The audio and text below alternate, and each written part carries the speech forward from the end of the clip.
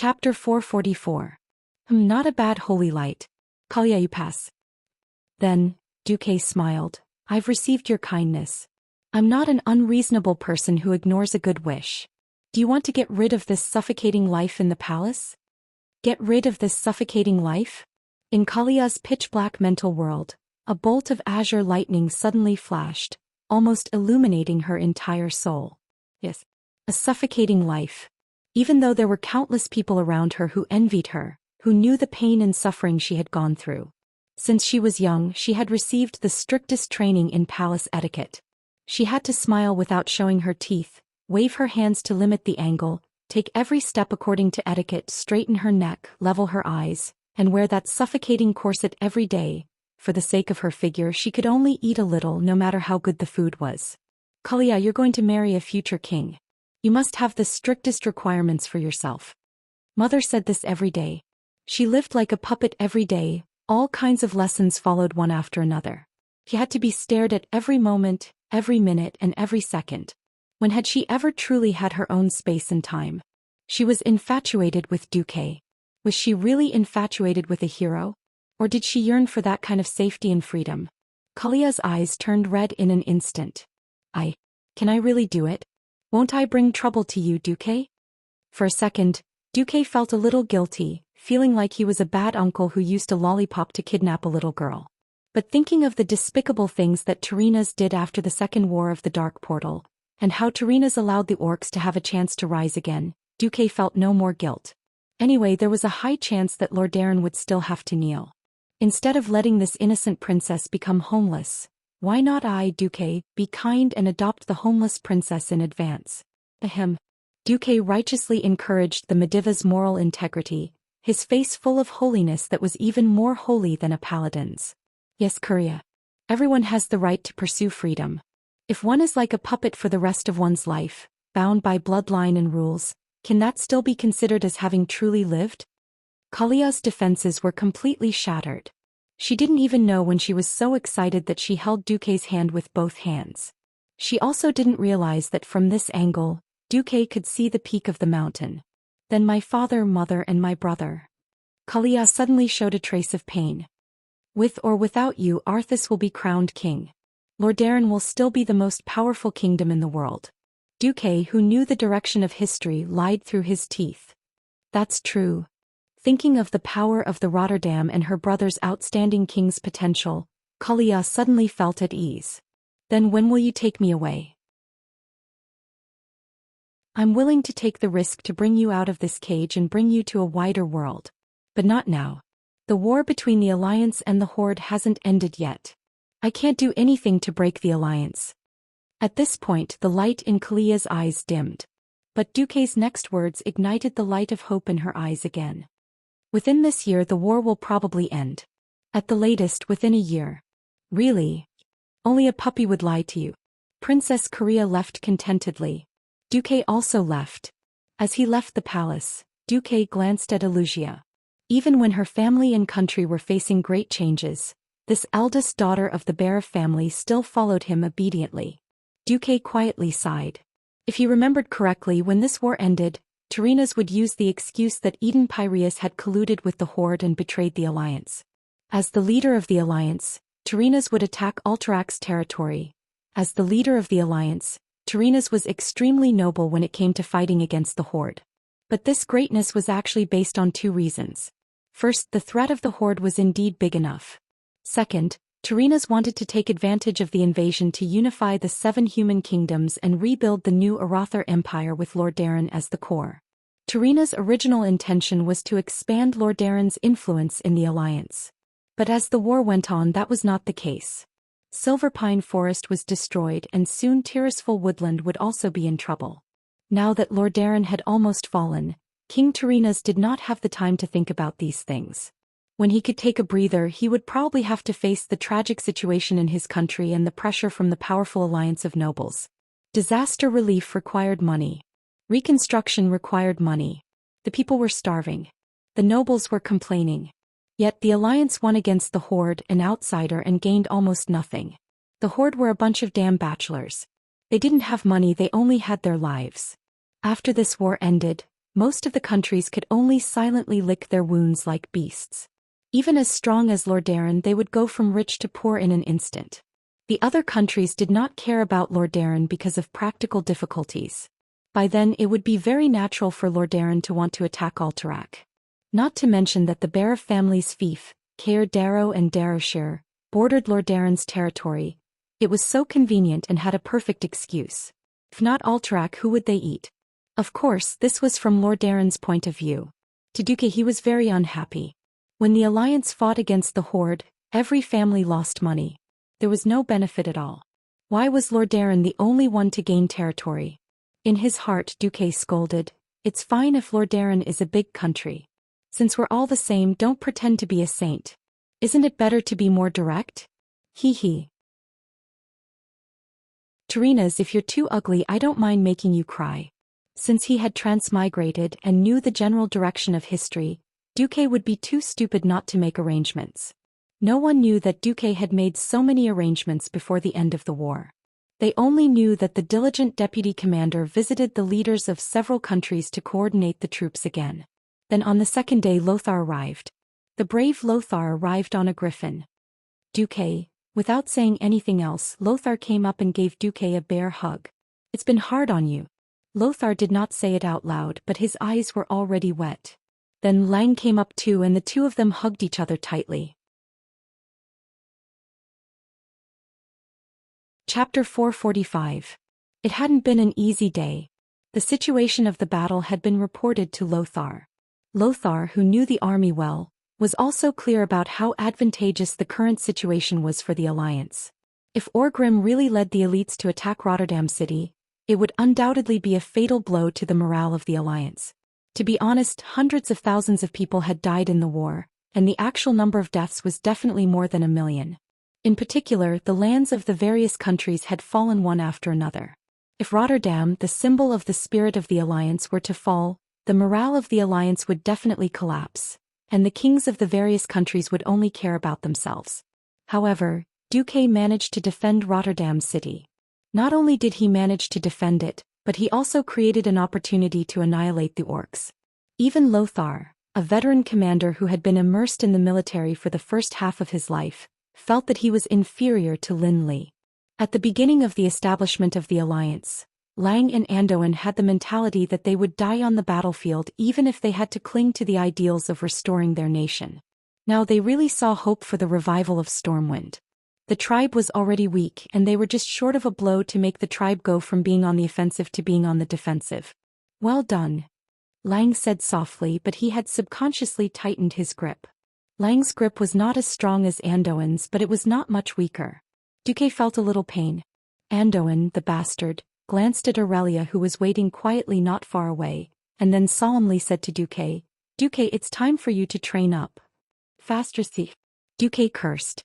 Almost at the same time, Anduin was almost hit by an arrow. An arrow made of wind brushed past Lothar's head. If it weren't for the fact that the commander had reacted quickly and lowered his head, he would probably have turned from a handsome man with long hair to a bald man. Illyria's noble and elegant demeanor, that smile that would make anyone feel as if they were bathing in the spring breeze. Who would have thought that this Windrunner general, who theoretically belonged to the Stormwind Kingdom, had just assassinated the commander of the alliance? It was over. The highest level of the alliance's military conference officially began. The topic was very simple. It was how to wipe out the two invading tribes. Just as Anduin arrived at Rotterdam City, Grom Hellscream's tribal army had already arrived less than 30 kilometers to the west of Rotterdam City. Of course, the Silver Pine Forest Southern Army led by Lothar was also 30 kilometers behind this tribal army. After confirming the battle report again, Anduin raised his head and asked Duque, "Are you sure the tribe in the west doesn't know about Ghoul Dan's betrayal?" Duque shrugged. "I can only say 90%. After all, there is no magic communication in the tribe. Moreover, I've already ordered Kudrin's griffins to intercept any messengers from the tribe's dragon riders day and night." Kudrin's rumbling voice sounded, "My compatriots have tried their best. I sent 30 squads to take turns to sweep the area, but they did not find any dragon riders." Duque waved his hand to show that it was fine. "According to my calculations, Even Orgrim's main force would only find out about Gul'dan's escape tonight. The terrain of the Alterac Mountains is too complicated. Intercepting messengers is not very effective. However, as long as we can intercept the messengers heading to the Western Front. At this time almost all the big shots' eyes lit up. There were no fools here. Everyone could imagine how the morale of the main force of Orgrim near the Alterac Mountains would be affected when they found out about Gul'dan's betrayal. Retreat was almost an inevitable choice. More importantly, the Western army of the Horde still did not know. Grom's people were still foolishly following the previous orders and heading to Rotterdam City to prepare for the two armies to join forces and attack the city. To be honest, if Gul'dan's two clans were here, 150,000 elites of the Horde, a large number of twin-headed ogres and mages, as well as a freakishly strong Gul'dan, it would be hard to tell who would win if they fought against the Alliance. But it was completely different now. The Alliance could use the time difference to gather their forces and take down the Western army of the Horde when the main force of Orgrim wanted to retreat. That way the entire Tirisful forest would not be destroyed. Be it Rotterdam or the Alliance, they would have more confidence to launch a counterattack. This was a great opportunity to take revenge on the Horde and even build a career. It was an unprecedented glory to annihilate a tribal army in an organized way. Everyone cast their eager gazes at Anduin. At this time Anduin looked at Duque instead.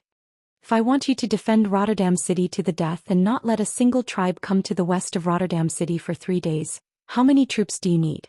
Without hesitation, Duke raised his palm, and his 5 fingers appeared in front of his eyes. 50,000? Anduin looked at it and felt that it was a little too little.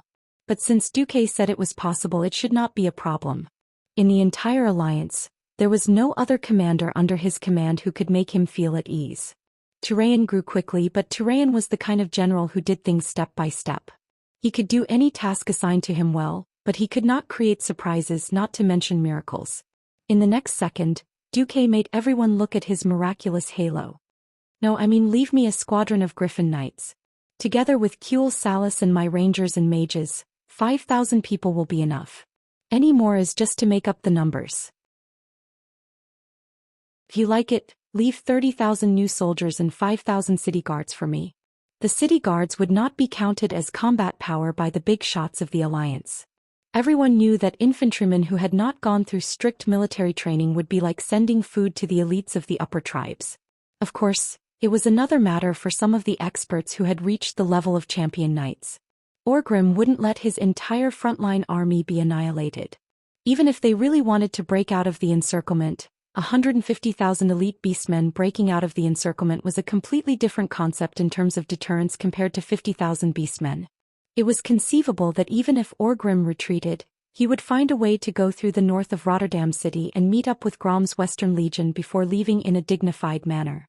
Without a complete defensive line, the Alliance would have no choice but to send the 150,000-strong horde out of the northern continent as if they were sending off a king.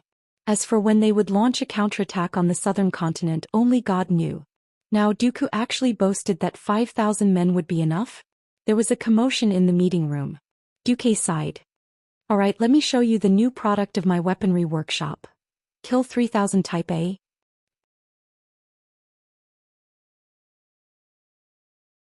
Chapter 446. Kill 3,000 Type A? What the hell was that? Many of the leaders of the Alliance were confused, such as King Salas of Stormguard and General Haas of Alterac. Only those who had worked with Duque before had a strange look on their faces. Apart from Duque's human-like appearance, anyone would think that Duque was a dwarf in human skin just by looking at his so-called inventions. Yes, it was those guys in the furnace fort who had wild ideas. No, they had wild ideas. Goblins loved explosions. Explosions were the art of the goblins. When they blew up their enemies, they would also send themselves to hell. Dwarves loved to court death. Unreliable inventions were the hallmark of the dwarves. Before the fall of Nomerigan, seeing the dwarves spend a lot of money on all kinds of unreliable inventions was enough to give the kings of the Alliance a heart attack. But Duque was definitely an exception. He did not have many inventions, but each one could completely change the situation on the battlefield. From the FFF flamethrower, which was famous for roasting orcs in the western battlefield, to the demon spirit, which forced the trolls to jump into the river in the eastern forest. Although there were only 2 inventions, Duque had the confidence to use them for military purposes, mass production. And it was a huge success. Now, at the most critical moment, there was a new invention. The leaders of the alliance were stunned. Duque snapped his fingers. Please come to the Imperial Garden. Your Majesty Menethil, please inform the guards in the palace not to panic when they hear the explosion. Terenas nodded. The show began.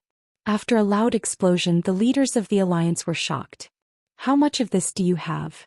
5,000. Not enough. Anduin and Terenas said in unison. Duque shrugged. I'm out of money. I don't have enough gunpowder. You know how greedy the goblins are. Terenas panicked. If I give you the money immediately, how much can you make in the shortest time possible? 50,000 in 24 hours. This battle concerned the safety of Lordaeron City. If they failed, or if Lordaeron City fell before the Western Legion was destroyed, Terenas would not even have a place to cry. Knowing that Duque should have some cash on hand, Terenas had no choice but to give Duque 2 million gold coins. Just like that, as the alliance prepared to encircle and annihilate him, Orgrim was forced into a corner. First, the troops that he fell behind were ambushed by the alliance. The Silver Hand Knights, who were supposed to help the main force of the Rotterdam retreat, actually used griffins to carry them to the Alterac mountain after getting rid of the tribe's pursuit. These were the most capable elites of the alliance. They directly attacked the rear of the tribe on the mountain path. The number of knights of the Silver Hand was barely over 100, but each of the paladins could fight against 10 or even 100. The tribe, which originally had the advantage of individual soldiers in the mountains, was directly defeated by the Silver Hand. Orgrim waited in the valley at the foot of the mountain for 3 days, and only managed to gather a little more than 10,000 people. Perhaps less than 2,000 people had been killed, but most of them had been defeated. The orcs who had lost their leader ran all over the mountain. And for some reason the Silver Hand purposely let go of the ogres who were the biggest threat to the city wall, and instead targeted the commander of the tribe to kill. Orgrim had a bad feeling about this. On the same day that Lothar arrived at Lordaeron City, Orgrim finally received a piece of news that he did not want to hear. Great Chief. Orgrim glanced around and saw one of his soldiers pointing to the sky.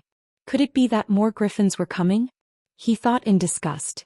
If the Alliance did not have these annoying guys, the Horde would have dominated the entire sky with the help of the Red Dragon army. Unfortunately, before Zulu Hid brought back a new batch of red dragons from the grim battle fortress in the wetlands, the Horde had no choice but to watch the griffins shit on their heads every day and monitor their movements. But Orgrim was still worried. These dwarf griffin knights were very strong, their mounts were fast, and their stormhammer was as deadly as the orcs' warhammers. Although they were small, they could not be ignored.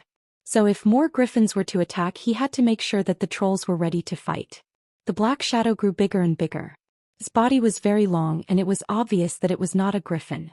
As it approached, the great chief heard the cheers of his soldiers.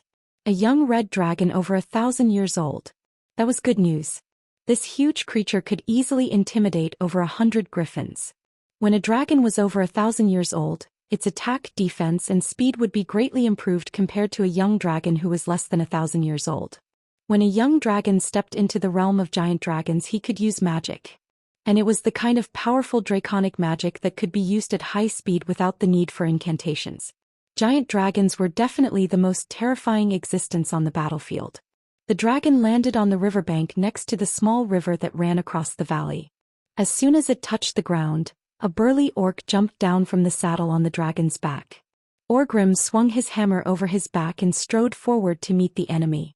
"Where is the great chief?" the dragon knight shouted. "This is an emergency." "I'm right here." As Orgrim replied, all the Horde warriors parted like a tide, automatically making a path for him. "What's the matter?" "Gul, Dan, that bastard is finally willing to come over?" The dragon knight turned around to face Doomhammer. Orgrim immediately recognized him. He was a trusted aide of Zul'Uherd and a very capable warrior. It was said that he was one of the first people who dared to tame a giant dragon. Thorgrim. Yes, that was his name. "Great Chief, please come over." Thorgrim waved his hand. Orgrim proudly walked into the circle formed by the dragon's tail. The others understood that this was definitely a highly confidential matter. Even the chief's personal guards took a few steps back to let them talk alone. "Speak." Before Thorgrim spoke, his broad face had a strange and complicated expression. Orgrim could see that there was anger, confusion and even shame and fear. Thorgrim did not dare to look the great chief in the eye. Gul, Dan escaped. After you left the borders of Kuel Salis with your main force, he and Gujar took the Twilight Hammer and the rest of the Storm Predator clan with them. After they reached the hinterlands, they sailed into the Endless Sea and headed south.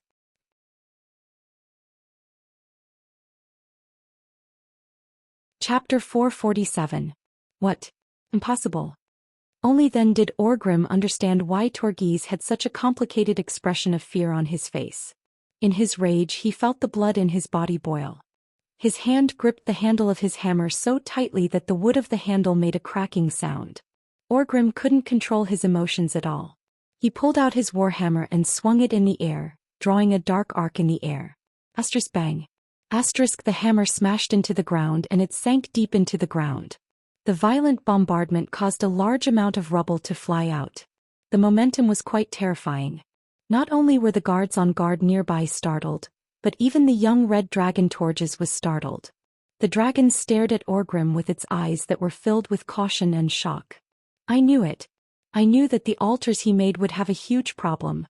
I was stupid enough to let him transform those ogres to fill the gaps in his army. The chief's eyes were bloodshot and he even let his fangs sink deep into his lips. The sharp fangs were stuck in his lips and blood immediately seeped out. Why was I so stupid? He had warned himself countless times that this warlock was selfish, but at that time the pressure from the magic of humans and elves was too great. In order to get a weapon that could fight against magic he was too excited and neglected this point. I shouldn't have treated this guy who sold souls to demons as a beastman. The thousands of years of beastman rules made Orgrim ignore Gul, Dan. Before the establishment of a tribe, the beastman clans always used the bravest method to resolve all conflicts. If there were any objections they could meet at Makagora. Once the winner was decided, the loser would unconditionally obey the orders of the winner. Gul, Dan was too cunning, so cunning that he was not a beastman at all. He did not resist Orgrim's annihilation of the Shadow Council, and he humbly submitted to the chief. Then he was even more human than the despicable humans, and when the tribe needed him the most he cheated the entire tribe. Great Chief. Zulu Hid suggested that we should send out a hunting team to punish these traitors. Gul, Dan's sorcery cannot protect all the ships, but we can give him enough pain. Great Chief, please give the order. While Torghese was waiting for the great tribal chief's order, another orc ran over. Sabek, the young second-in-command of the Blackrock clan. He was promoted after the two sons of the previous chief, Blackhand, decided to split off and form a new clan. Because of Orgrim's rage, the young dragon beside them was slapping the ground with its tail. Sabek had no choice but to stop 5 or 6 meters away from it. Great Chieftain Hellscream's army is already not far from the west of Lordaeron. Should we attack now or wait for Gul, Dan? When Gul, Dan and the others come we'll have more people. Orgrim smiled bitterly. However, his thoughts were still moving very quickly. More people. No one else will come here. Sabek's face was full of shock. Gul, Dan betrayed us. Orgrim looked at his assistant and told him what had happened with great difficulty. Then what should we do? Sabek immediately suggested angrily. Betrayal must be punished severely. We should immediately go back and wipe out Gul, Dan and his clan. Are you out of your mind? Grom's Warsong clan is attacking the west gate of Lordaeron as agreed. Are you going to abandon our brothers and take revenge on your own? Orgrim roared. Both Sabek and Torghese were speechless. Torghese set off immediately. Inform Grom to stop attacking the human city. Tell him and his people to attack the human camp in the north. We'll attack from both sides. We'll meet up after destroying the human camp. Then we'll go back and take revenge on Gul, Dan. At this moment, Torghese's young dragon suddenly spoke in the common language. I refuse to die for such a stupid order. The dwarves have at least 500 griffins and a griffin king waiting for me. Even I can't break through this encirclement. Orgrim's gaze suddenly sharpened. You mean the alliance was prepared? It seems so. They purposely let me in, but they made it seem like they forbade me from flying west. When the dragon said this, Orgrim was shocked. He suddenly thought of a possibility. Could it be that the humans already knew that Ghoul Dan would betray them? Or perhaps the humans had colluded with Ghoul Dan and plotted against the entire horde? This wasn't something inconceivable. Since Alterax's king almost joined the horde, why couldn't that despicable bastard Ghoul Dan work with the humans? Right. That must be it. Orgrim could almost imagine that the damned Duke Marcus was gathering all his forces to prioritize the extermination of the exhausted Western Legion. No. I can't let this happen. Orgrim leapt onto a boulder and raised his warhammer in a battle stance. He roared at the warriors and the chieftains of the smaller clans who were looking at him. Ghoul Dan betrayed the beastmen. He betrayed the entire horde. The Duskhammers and the Stormskimmers have taken our ships and are heading south. As soon as he finished speaking, the beastmen around him erupted into a frenzy. They raised their weapons high and cursed Ghoul Dan in the most vicious manner possible. Everyone stared angrily towards the south, as if Gul'dan and his lackeys were just a little behind the horizon.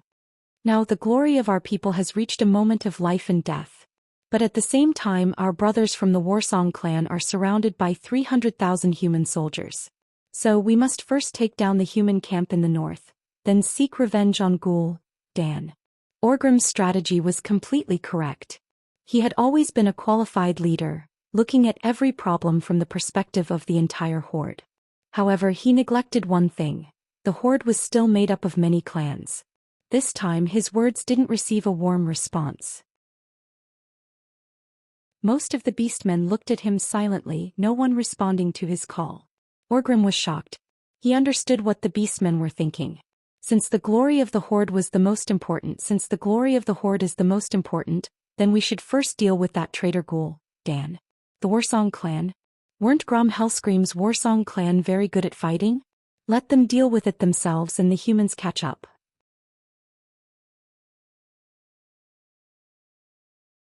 Chapter 448. Orgrim's hands were trembling from the shock and the rage he was suppressing in his heart. Victory was only one step away from him. He had thought that he would only need a few more days to take over the most important city of the Alliance and crush the will of the Alliance, turning them into stray dogs that would scatter the moment they met the horde. Now he no longer had that chance and the chances of victory were slim. But in his heart glory was always the most important thing. Orcs who lost their glory were worthless. Killing the enemy was glory. Saving their brethren was glory. Killing the traitors was glory too. None of these could be left out. But why was everyone so eager to kill the traitors first? Orgrim saw the fear and hesitation in the eyes of the lesser chiefs. Fear? Hesitation? Were they still orcs? Just as Orgrim was about to explode, he suddenly saw a huge flag the size of the city gate rise from the east gate of Lordaeron. It was that damned Duke Marcus blue storm flag again. The chief's body trembled involuntarily. He understood now. This was the consequence of his failure to win against Duke. It was a huge explosion after accumulating so many times. Most orcs were innocent. Without so many twists and turns, they didn't know what a strategic retreat was. They only knew that their chief had never won against the owner of the blue storm flag even once. Or rather, winning was still considered a loss. When he refused to attack Kuel Salis, he was once again thought that he was afraid of Duke. Or rather, these lesser chiefs who had suffered under Duke no longer had any hope of winning against Duke. They would rather deal with Gul'dan, who also seemed quite strange. Orgrim felt aggrieved. Tomorrow the entire army will advance and attack the camp in the north of the human city. If anyone disagrees with my orders, then Makra will take care of them. If not, then go and prepare. Orgrim forcefully used his authority as the chief to approve this attack plan. After giving orders to the chiefs and their deputies, Orgrim was the only one left. The next day, Grom saw smoke rising from the other side of Lordaeron even though he did not receive any specific orders from Orgrim. One far away, too near. 3 smoke signals. This is the signal to attack. Smoke was a simple form of communication and could only be used to send simple signals. Seeing that the humans did not stop them from attacking the city, Grom subconsciously thought that Orgrim was pressuring the humans. From the very beginning, Grom had been attacking with his entire army. In less than half an hour there was good news. We're about to take the gate, an orc roared.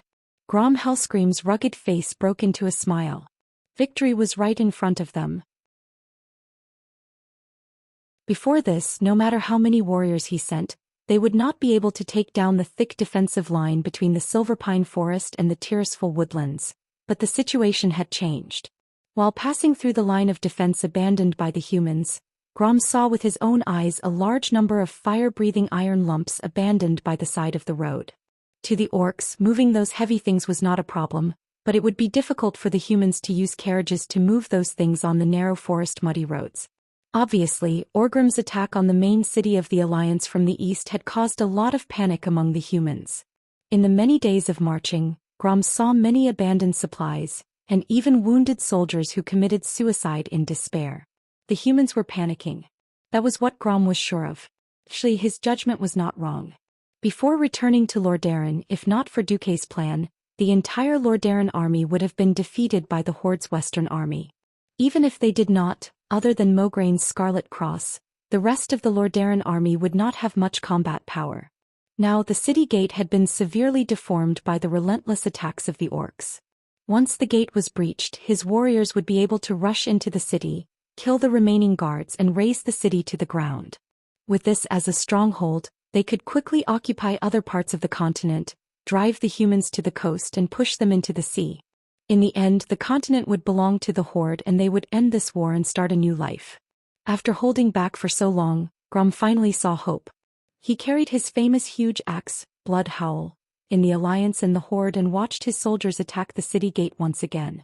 If only the two-headed ogres were here, Grom could not help but think.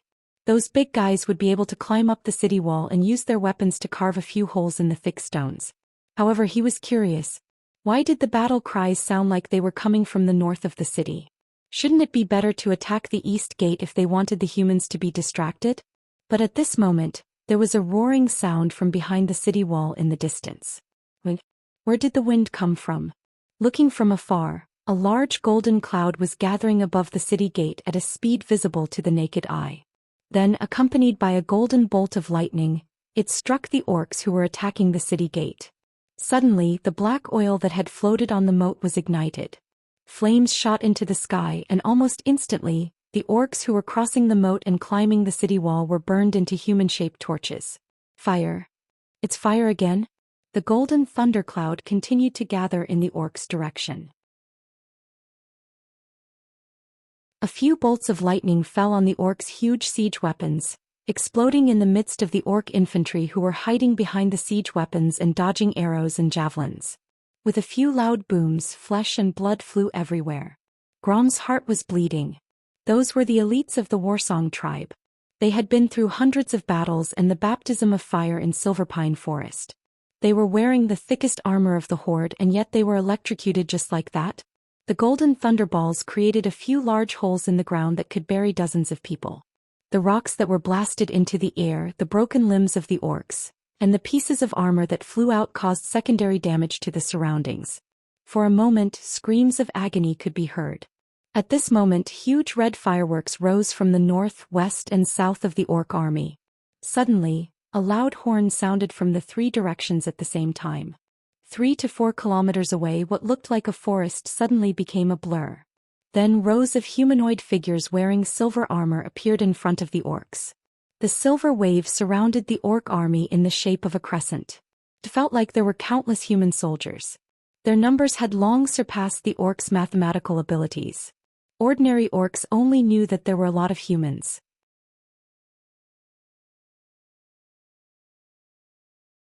Chapter 449. This number could not be described in any beastman language. On such a vast piece of land that was measured in kilometers, the line of soldiers could actually form a row. Under the guidance of the drums, the human army marched in an orderly manner, covering each other and sealing off any possible escape route for the beastmen. On the southern lake, many warships sailed towards the lakeside at high speed. Their hulls were parallel to the shore, and they opened up the wooden planks that blocked the cannons, preparing to fire. Where did the humans find so many elites? Grom cried out. After fighting with the humans for so long, he could tell which were the elites and which were the farmers. It had nothing to do with equipment. Those who stood in a crooked straight line were the farmers who were delivering food to the beastmen. Those who were neatly dressed and lined up in a clear formation were mostly the elites. Of course, this also depended on how shiny their armor was. For example, if the Lordaeron army had shiny armor, Grom would not have a headache. That was because it was likely that they were just guards of honor. Those whose armor was much duller and had many spots on their shields were the veterans that the beastmen did not want to meet. At this moment they were all elites who had been through hundreds of battles. In the north, those who wore blood-red armor with white edges were their old rivals. They had fought against the Lordaeron Scarlet Cross many times. In the northwest, those with a blue griffin flag with golden edges were the Stormwind Griffin Legion that Orgrim had mentioned many times. In the west, those who carried huge brown tower shields and a few long spears were the Dalajan infantry. The Dalajan infantry had never been the focus. The focus was on the mages hidden behind them. If they could not break through the infantry's defenses within 3 minutes, they would immediately be taught a lesson by the magic shot from the rear.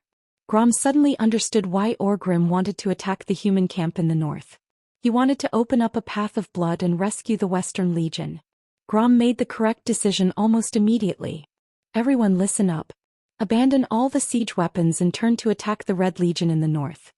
Being correct did not equal to being effective. When Mograine, who was leading the army, saw that the orcs were attacking them as Anduin had predicted, the future legendary High Lord sneered. You shall pay for the sin of destroying the Silverpine Forest with your lives. The neatly advancing army stopped the moment Alexandros Mograine raised his fist. The warriors at the very front used the spikes at the bottom of their tower shields to fix their shields deeply into the thick grass. Every 5 meters or so on the battlefront, a path would be opened up, allowing a group of unarmored young farmers with only a basket to run out and pluck the grass on the grassland in front of the formation. In front of him, a veteran with burned scars on his face used his index finger to wipe his saliva.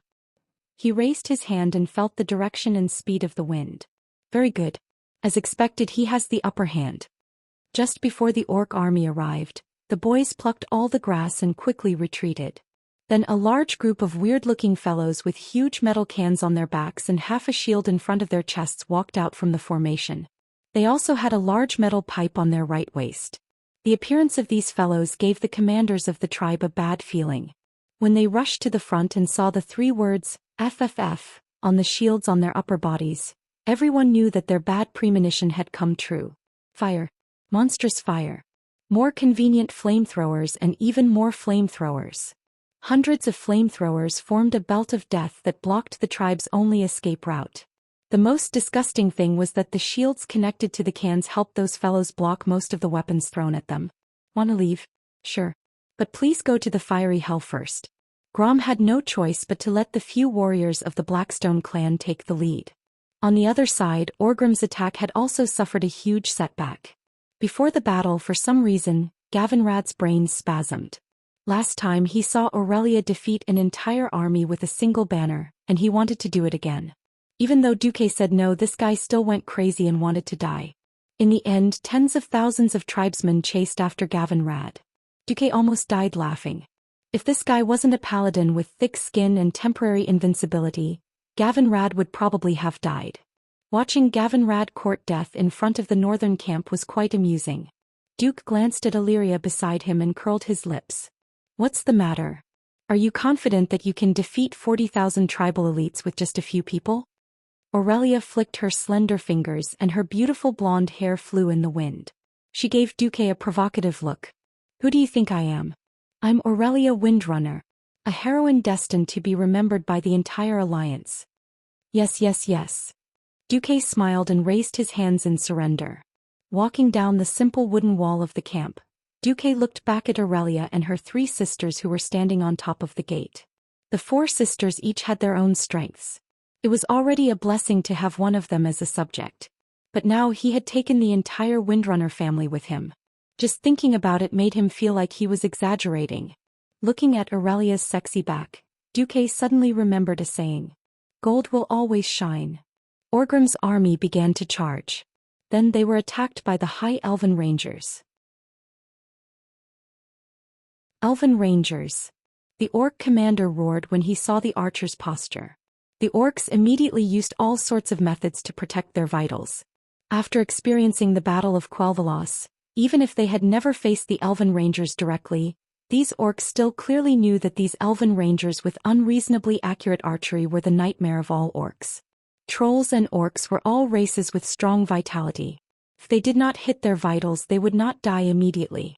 In the early days of the elven forest, there were many orcs who were like porcupines, with hundreds of arrows stuck in their bodies and continued to fight. It was indeed easy to scare the humans. But now it was different. A green light that was almost the same color as the grass flashed past. The arrow actually hit the shoulder armor of a charging orc, and then refracted, piercing through the neck of the unlucky orc. Then it hit the eye of the orc behind it with blood splattering everywhere. Another example was a powerful orc sword saint who deflected an arrow aimed at his face, only to find out that the arrow had killed an orc companion on his right.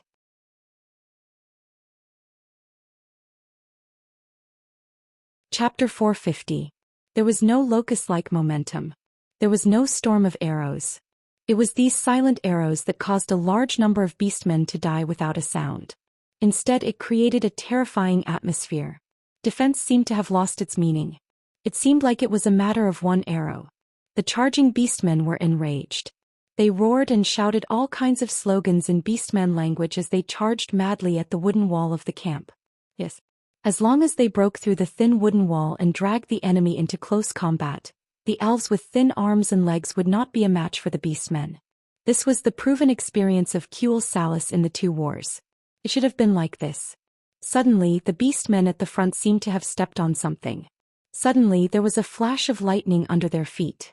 Ah! The twisted electric current that lingered around the beastmen was clearly visible. These beastmen turned into charcoal in a few breaths. Mages? Orgrim's face twitched as he saw this scene from afar. This reminded him of Ghoul Dan. If Ghoul Dan did not betray them, why would the tribe be like the trolls against the elves, using human wave tactics to exhaust the enemy's magic power? Standing on the tallest 5-story command tower in the middle of the camp, Marion, a member of the Silver Moon Council, teased the beastmen. I bet that group of simple-minded green-skinned creatures will think that we mages are attacking.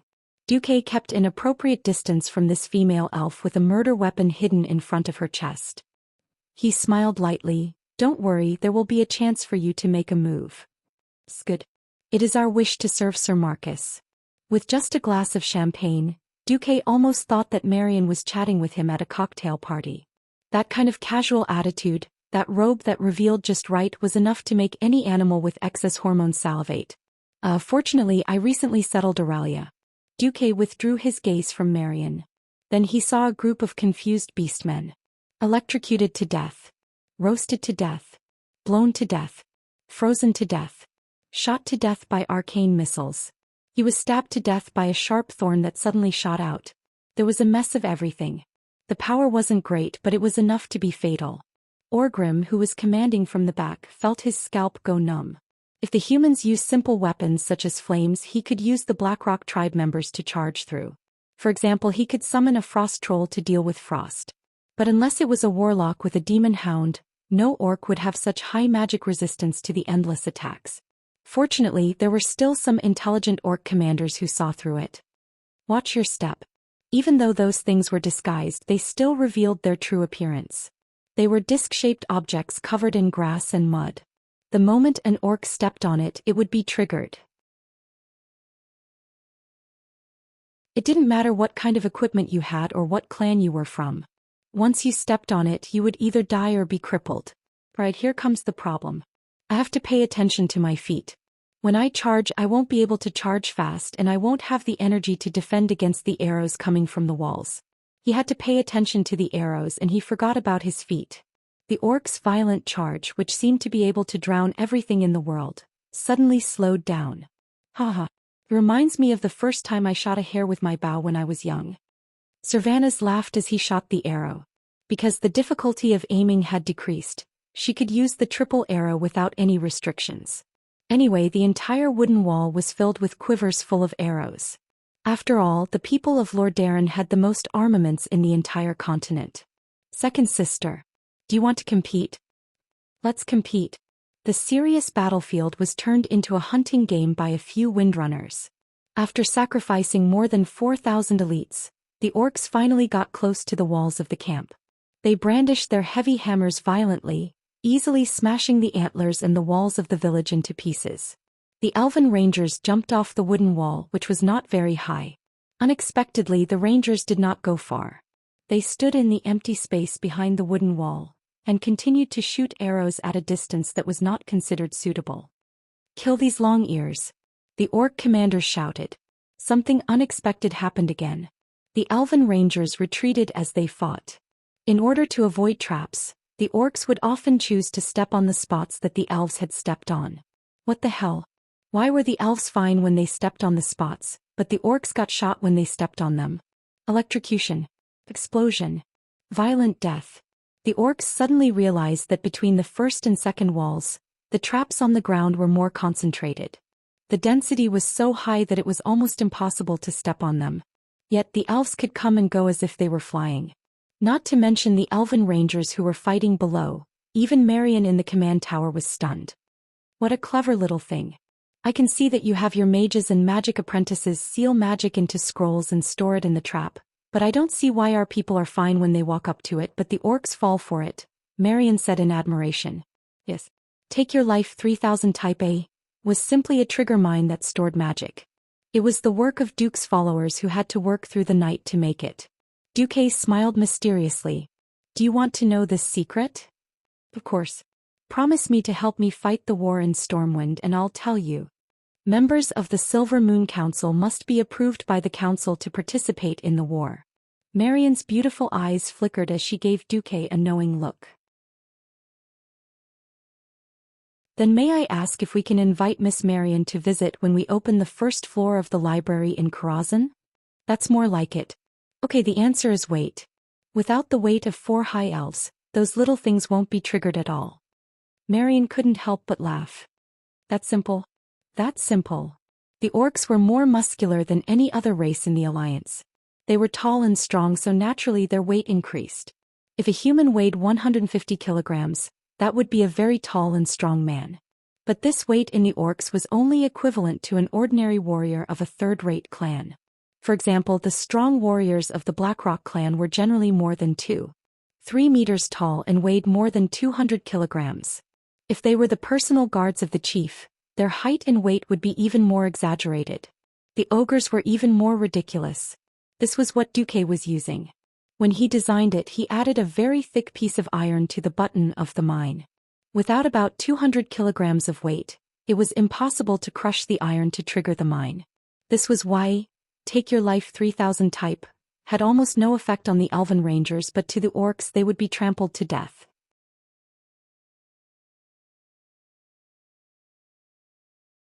Chapter 451. Actually, before he made up his mind to attack the Alliance's camp in the north of Lordaeron, Orgrim had considered a choice. That was to ignore the camp and go around it from the north. Then the chief gave up. Firstly, the Alliance's camp was too big. It was at least 10 kilometers wide. Secondly, further north for some reason, was a swamp that stretched for at least 20 kilometers. Of course, Orgrim didn't know that his scouts had encountered a swamp spell created by an elven mage. Also, the swamp behind them was just an illusion. After losing the support of Dan's magic, the Horde became blind in this aspect. Orgrim could only choose to either break through the Alliance's camp or go around 60 to 70 kilometers to get to Grom's Warsong tribe. Obviously, taking such a long detour was a very dangerous choice when there were strong enemies around. This was a round trip. It wasn't strange for thousands of troops and horses to charge out of the Alliance's camp midway. Orgrim chose to attack the camp. The Horde attacked the Alliance in a calculated cone-shaped formation. In the middle were the ogres and the elites of the Blackrock tribe. On the flanks were the trolls.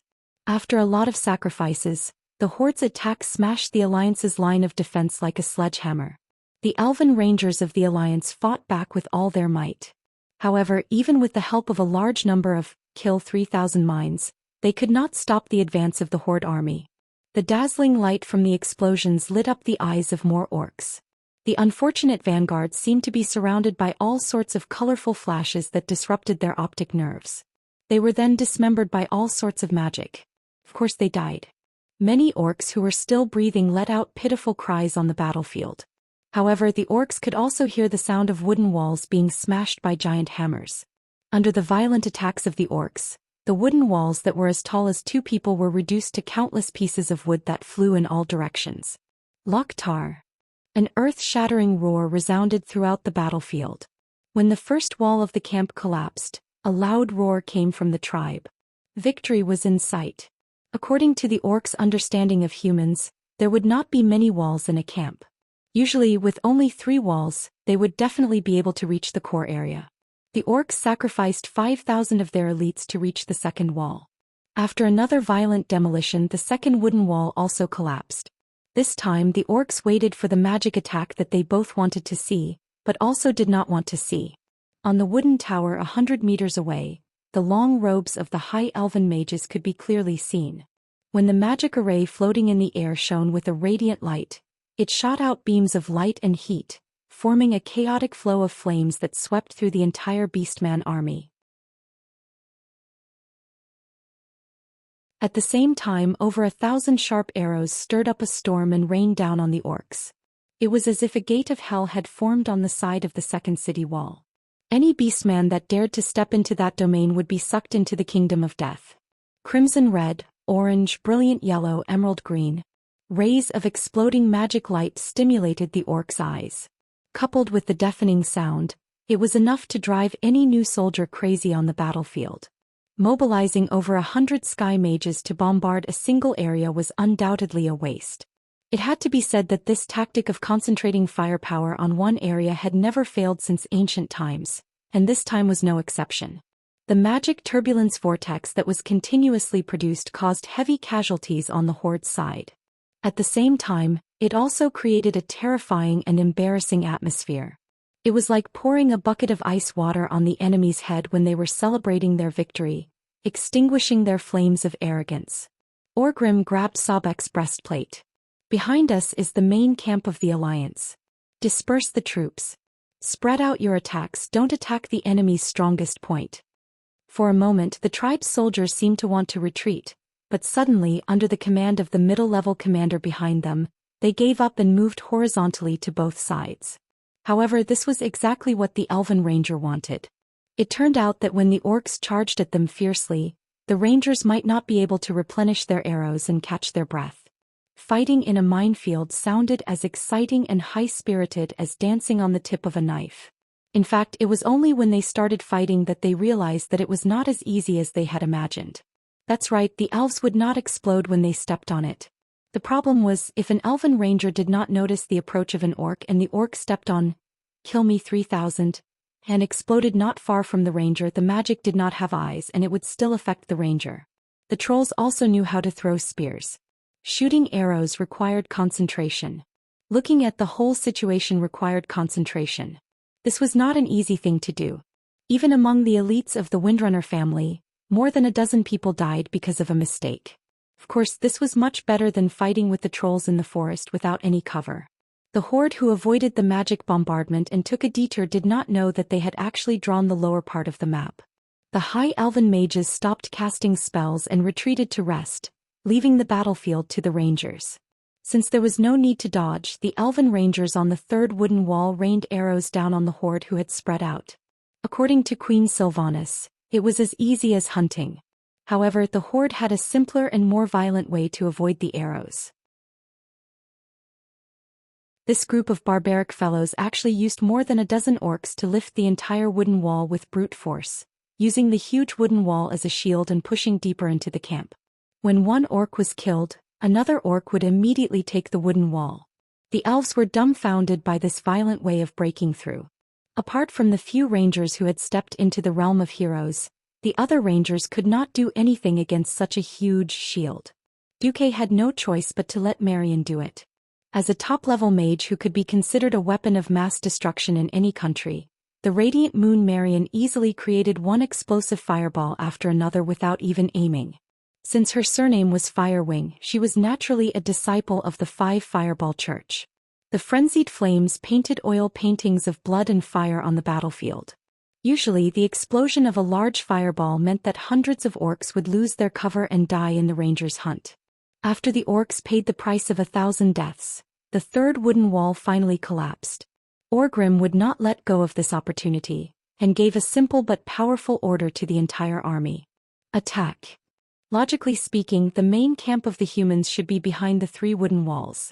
The horde's sacrifice of 7,000 was worth it.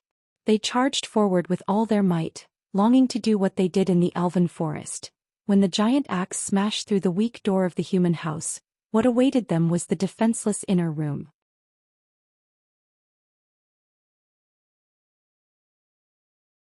Chapter 452. The humans in the middle of a chaotic battle were not worth mentioning. The elated cheers from the beastmen instantly died down.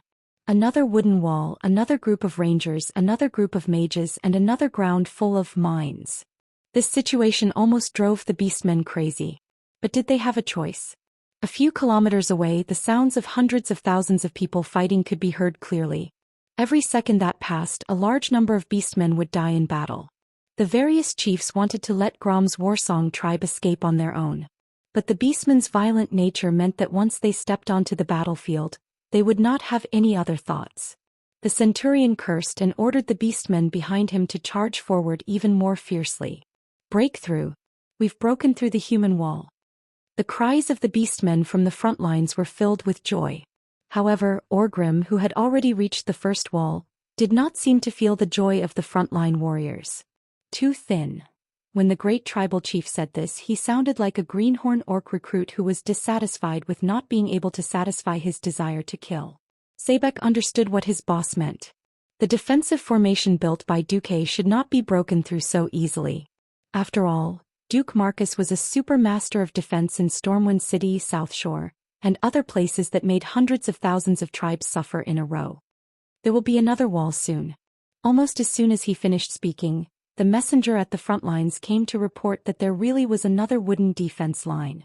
With agility that did not match his size, Orgrim climbed up a human archer tower that had yet to be destroyed and looked towards the human camp. He thought that he would see the inside of the human camp. The great chief was disappointed. The alliance had obviously used some kind of magic. Above the new wooden wall, there was a thick fog that looked like a thick soup made by a wizard. It was impossible to see through. Magic. Magic again.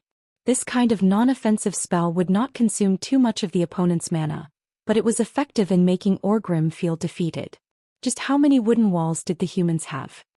Now that this one has fallen, there might be another one. Orgrim's bad premonition came true in less than 15 minutes. At this moment, Orgrim finally understood Duque's sinister intentions. Despicable Duke Marcus, he doesn't have many soldiers. Orgrim had finally guessed correctly. All of Duque's troops added up were only a little more than 8,000 people. Less than 5,000 of them were actually involved in the battle. Not only did he not invest a lot of troops, but he also did not invest a lot of landmines. Orgrim thought that Duque was so rich that he would really kill you 3,000 all over the camp. This was actually an illusion. At this moment, behind the wooden wall where Duque was, close to 1,000 recruits were busily laying mines. They put the mines on the ground as carefully as possible and covered them with grass and dirt. And they were all following Duque's orders, laying mines according to the direction of the tribe's breakthrough. They wouldn't even place a minefield that was more than 100 meters long. Beside Duque, Aurelia, Lilith, and Hadron were wiping their sweat and resting. "Are you tired?" Duque asked. Aurelia replied with a confident smile. "It's more intense than a warm-up." Duque glanced at the rangers under them. Although they had not reached the point of exhaustion, they had clearly exhausted a lot of their energy. Duque had set up so many lines of defense to deplete the energy of Orgrim's elites. If they did not rotate, what would it mean if they exhausted their energy first? At this moment, a magic message came. It was from Lothar. "Duque, how's the situation on your side?" Looking at the excited and nervous Lothar in the magic mirror, Duque answered Lothar with what everyone in the alliance called a confident smile. "Hey Anduin, I've prepared 18 levels of hell for Orgrim from the first day for today's battle. Oh, it's 18 lines of defense. Unfortunately, the tribe didn't work hard enough, and they've only reached the 6th line of defense after fighting for so long." Duque shrugged, looking like he was trying to say, "Don't blame me for not being serious, just blame the tribe for not putting in enough effort." Not only did Lothar laugh, but even Aurelia laughed out loud. Duque was mesmerized by Aurelia's beauty. Lothar face-palmed, thinking, "It's so convenient to have a girlfriend who can fight." Even in the army, no one would dare to say anything bad about Duque. Ahem ahem. Lothar pretended to cough. Why? How long do you want me to hold on for? 3 days or a week? If Orgrim heard Duque's words, he would probably be infuriated to death. It was Lothar's turn to feel embarrassed. He had transferred so many of Duque's troops, and even made Duque do the hardest and dirty work. Lothar hurriedly said, No, no, no. It'll be good enough if you can stop the tribe for 2 more hours. Of course, if you can hold on until this evening, I can guarantee that not a single tribe will escape alive. Lothar's progress was indeed going well. With the army on 3 sides, the tribe seemed to Lothar to be in a desperate struggle. If they could let the Western Legion of the tribe escape, then the elite soldiers of the Alliance would be too stupid. The only variable was on Duque's side. If Duque couldn't hold on, then Lothar could only prepare early and kill as many as he could. Now that Duque's side was as relaxed as if he was on a field trip, Lothar was relieved. To reassure Lothar, Duque even showed Lothar the scene of the battle. Indeed, not many elves were injured or killed, and the dead side was all on the tribe's side. After turning off the magic transmission, Duque rubbed his eyebrows. Well, my Aurelia, you may soon have to test the endurance of you and your men. But, after all, our enemy is the most intelligent beast. It's not easy to be a good hunter. It's okay. I love this kind of challenging work. Aurelia was full of confidence. After all, Duque was trying to reassure Lothar. If the big boss of the tribe was really so brainless, the Alliance wouldn't have fought for so long and so badly. The enemy was Orgrim. After breaking through the 5th level, Orgrim touched his chin. Sebek, take 10,000 men and attack from the swamp. But, no buts. I suspect the swamp is fake. Sebek did as he was told. 20 minutes later, Sebek led 10,000 warriors to the north. But as soon as they approached the swamp, they ran into the impenetrable fog in the real swamp. Duque specially arranged for 2,000 city guards and 2 ranger squadrons to cover Marion's mages. They directly used thick fog and swamp, according to the direction of the tribe's attack. Unable to resist the magic of the Alliance, the chief was very depressed. Then he immediately split the attacking tribe into 3 groups and attacked at the same time. In the end, they encountered a swarm of monsters and spirits.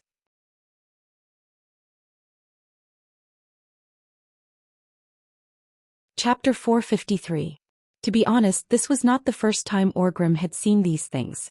It was these mechanical creations that he could not understand that had ruined many of the ancestral Gold's men.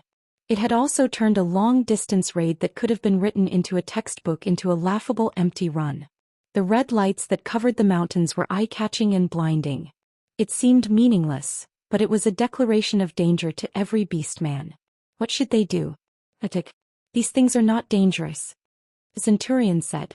Based on past experience, this was indeed the case. These things that covered the mountains might be able to blast out hidden trolls, but they were not aggressive. Perhaps in the eyes of humans, these things were no different from the crude axes that the beastmen made themselves. This centurion took the lead and rushed over first. He flew up and kicked the body of a squalling demon spirit. The Yao Yao flew away like a broken ball. If it was in the past and his experience was correct, he would have no problem doing so. But now, bang, with a loud noise, the Yao Yao exploded. The huge impact sent the centurion, who weighed more than 300 to 400 kilograms, flying into the air. Pieces of metal splattered all over his ugly face, and he was instantly blinded. What was more terrifying was that even though the armor blocked the fatal blow for him, the explosion still blew off one of his legs. A centurion who was not very famous in the Blackrock tribe was crippled just like that. At this moment, the Yao Yao in front of them suddenly sped up and charged towards the Horde army. No. Stop them. How? Only now did the Horde realize that most of the trolls who were good at long-range attacks were already dead. If they had the guts, they might have been able to survive by throwing the only weapon in their hands. But if they were really close, the explosion was enough to break any beastman's arm or leg. Boom. Boom. Following the continuous explosions, the elven rangers on the other side started shooting arrows at the wooden wall again. Suicide bombing was an almost unsolvable problem even before Duque traveled to this world. To Duque, the only problem was that he had not found the remote detonation technology. These Yao Yao that charged forward were all loaded with bombs, and Duque used the system to control the magician's hand to detonate them. Even so, it was enough to make Orgrim's scalp tingle. Packing isn't. It wasn't like he didn't attack. The losses were already great. The tribe was not afraid of sacrifice, but what the tribe was most afraid of was this kind of fruitless cutting of flesh. 10,000 people had died in total. Apart from tearing down 6 of the Alliance's wooden walls, they didn't kill anyone else. Including the trolls' spears, the Alliance's casualties definitely did not exceed 300 people. The huge casualties caused the beastmen's hearts to waver. Orgrim's army was only left with 30,000 people. Now there were only 20,000 orcs left and many of them had low morale. How were they supposed to fight? Duque, who was standing on top of the tower, was very patient. He had not made a move yet. Or rather, it was not yet time for him to act.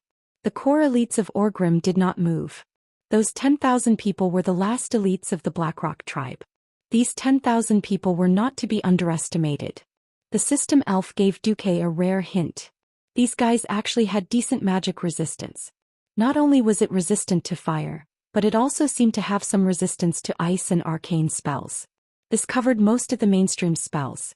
What made Duque the most uncertain was Orgrim himself.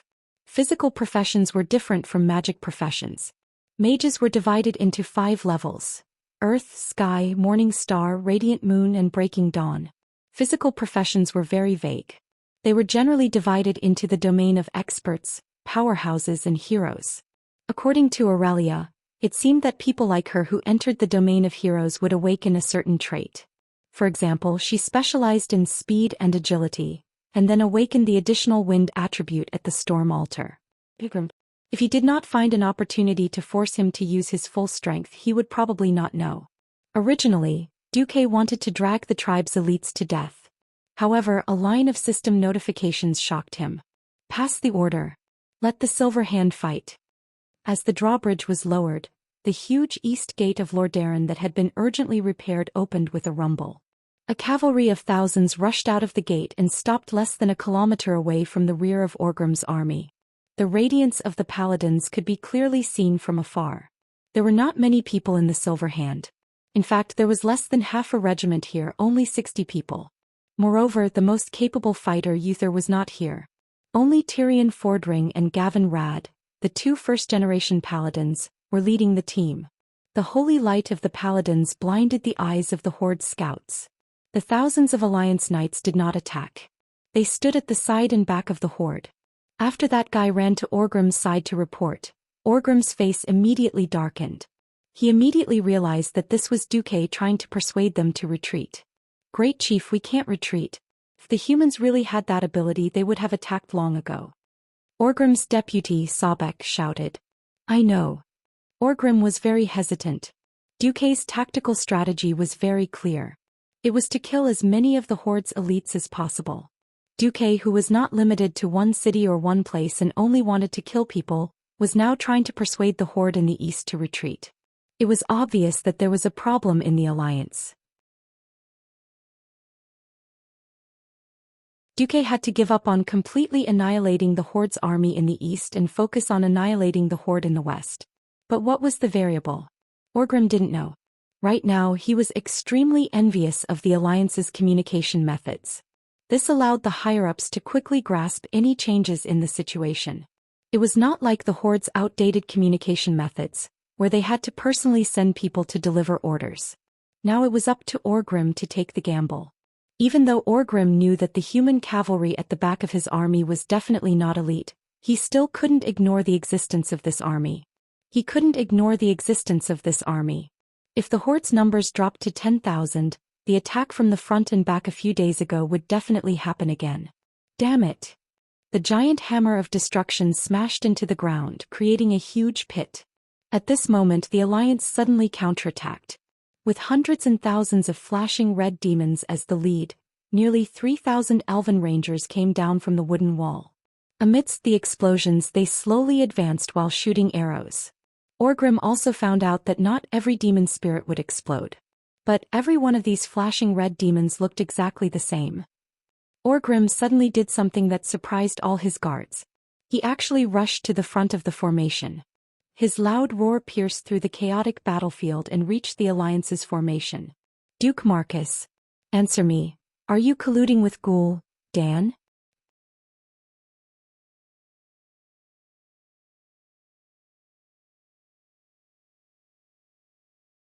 Chapter 454. The tribe's chief actually came to ask if the Alliance's deputy commander was colluding with the strongest warlock of the tribe? What the hell? Most of the orcs did not understand the common language, but the elves did. At that moment, the elves perked up their ears. Both sides had stopped fighting and pulled apart to listen to the conversation between the two leaders. The few orcs who knew the common language were ready to be translators. As a leader of the Alliance, Duque did not have to answer Orgrim's stupid question. But Duque did not dare to not answer. Colluding with the Horde was a major crime. Thinking about the fate that Alterac was about to face, King Eden would probably be cursed for all eternity even after his death. Duque used a voice amplification spell to answer. Colluded. The pitiful orc King Orgrim. Don't you know that you are being used by Ghoul, Dan? No, I should say, don't you know that our Alliance and your Horde are all victims of the Burning Legion's Demon Lord's scheme? What? No wonder Orgrim was shocked. He really did not know Ghoul, Dan's motives, or the source of his true power. The Lord of the Burning Legion, the evil god Sardras, controlled our world's guardian Medivh. He colluded with your warlock Ghoul, Dan, who was seduced by the demon lord Kill Jaden. That's how the dark portal came about and how your Horde invaded the world of Azeroth. To put it bluntly, you orcs are just pathfinders for the demons to invade this world. No, that's because our world is on the brink of destruction. Orgrim argued. Yes, it's because of the power of the demons that brought your world to destruction. Duque did not hold back his sarcasm. Orgrim was shocked. He could not help but recall his late friend Durotan's complaint. I think it's Ghoul, Dan and his warlocks who destroyed our world. You see, wherever they go they use their dark powers. The land is drying up, the trees are withering, there's no grass and there's no prey. Without prey, the orcs have no choice but to starve. He would never forget how many of his clansmen had been sacrificed on the way to the dark portal when his clan was migrating. Some were weak, some were sick, and some were severely injured by their prey. Once upon a time, the survival of the fittest rule of the orcs for thousands of years made him feel that this was only natural. Now that he thought about it, whether it was Durotan or Duque, what they said was undoubtedly true. When Orgrim first saw the dark portal, it was still a dirty swamp, but it was not lacking in life. But now, during the winter, he returned to the dark portal. That place had become a barren wasteland. Gray hills, crimson earth. There were no ordinary beasts, only monsters mutated by dark powers. Now that he thought about it, it should be the warlock's demonic power. Haha. Have you thought it through? You orcs are just a bunch of pitiful creatures being toyed with by the devil. All your glory is just a joke to embellish the devil's conspiracy. And the one who is playing with you is Ghoul, Dan. Duque mercilessly spat out his poisonous tongue. Have you thought it through? Since you've thought it through, then scram. Orcs, go back to your world. Ghoul, Dan. Orgrim waved his warhammer as he roared at the sky. I will use this to kill you. I will see you pay the price for your betrayal.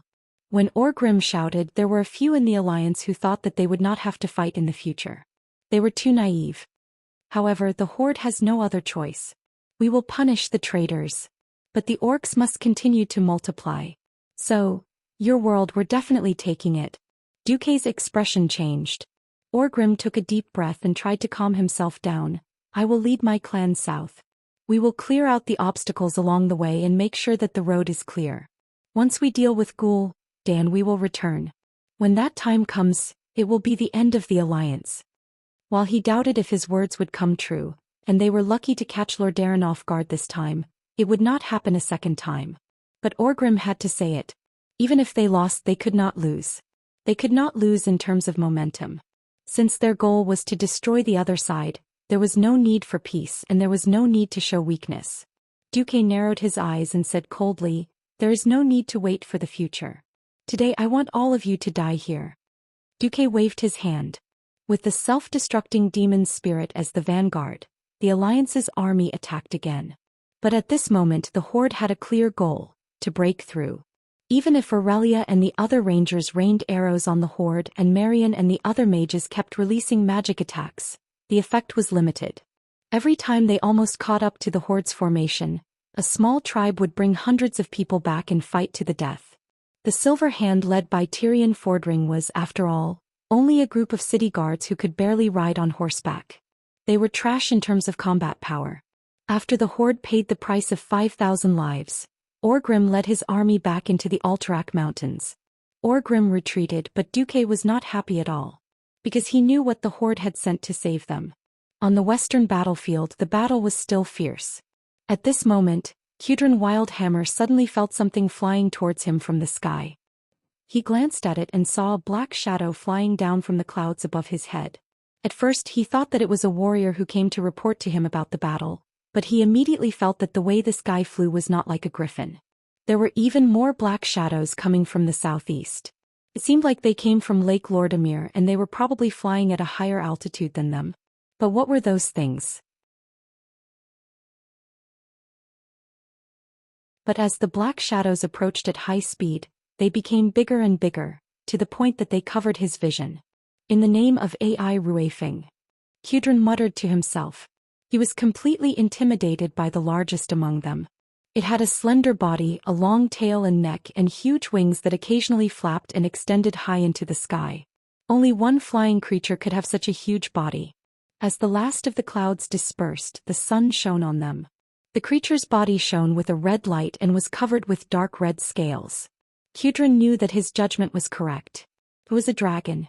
Cudrin's kill count had already reached double digits, but this one was completely different. Because if his eyes weren't playing tricks on him, this was an ancient colossal dragon whose size was comparable to the 5 great dragon kings. It was definitely over 10,000 years old.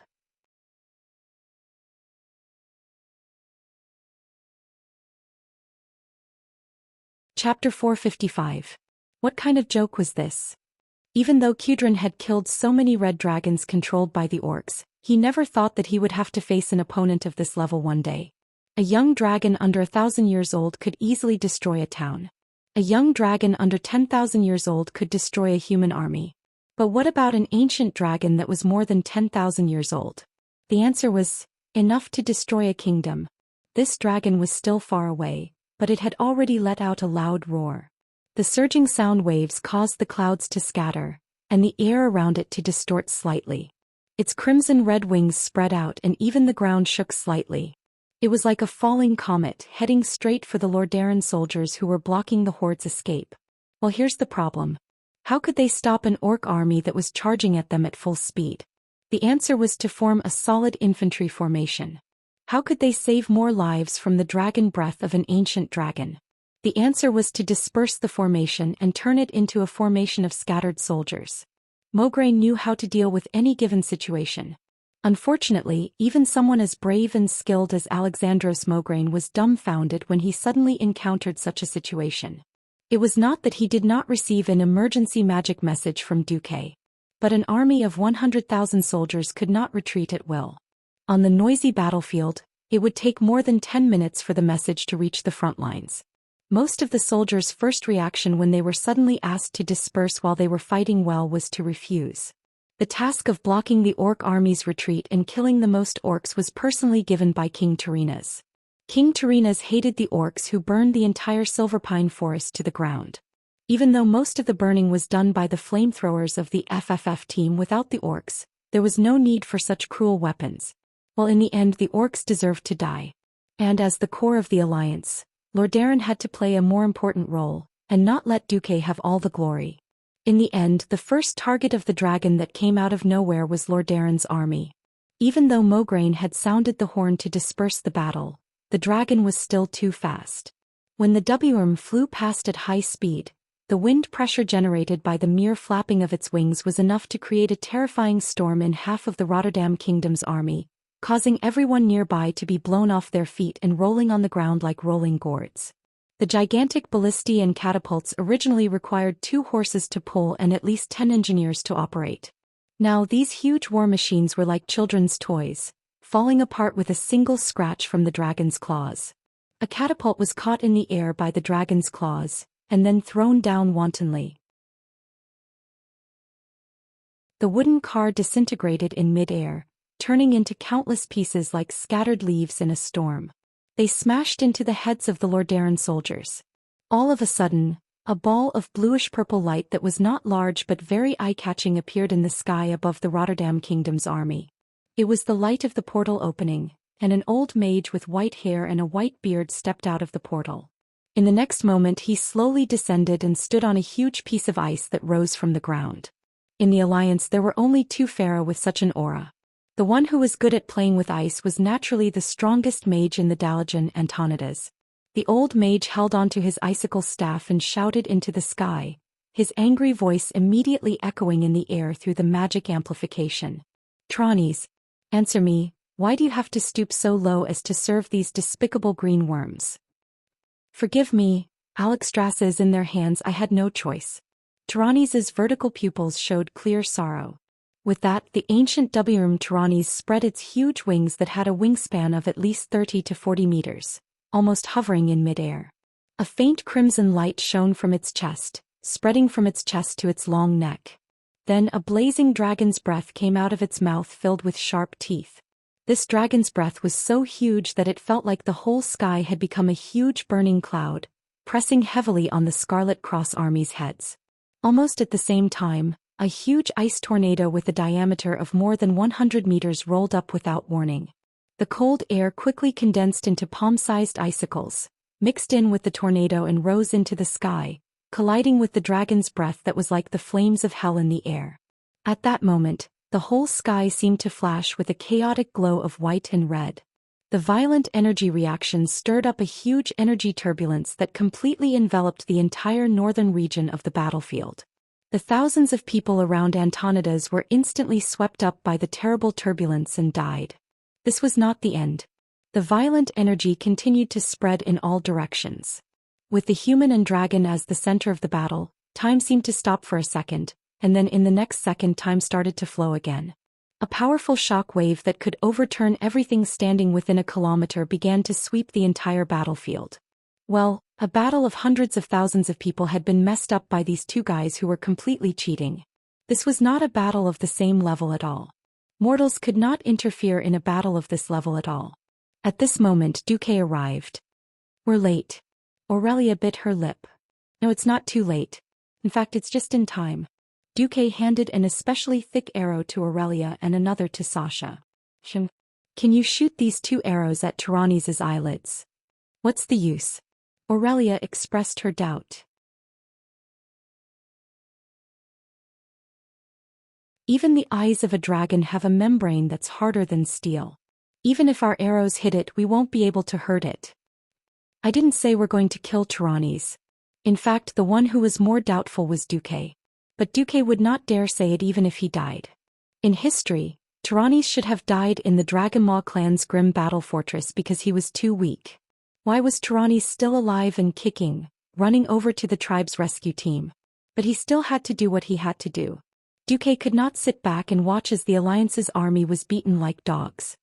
Sasha, you go first. Okay. The silver-haired Sasha knocked an arrow. Just like her sister, Sasha's posture when she pulled the bow also had a valiant and heroic air. The Creator had given the High Elves the most beautiful appearance, and the long years of battle had trained the Windrunner sisters' unparalleled heroic spirit on the battlefield. A strong wind blew and Sasha's wind arrow flew out. The arrow's trajectory was so light, like a piece of cotton in the wind. Tyrannis, who was in a fierce battle, did not notice the arrow until it exploded less than half a meter away from his eyeball, releasing a blinding light. Flash grenade.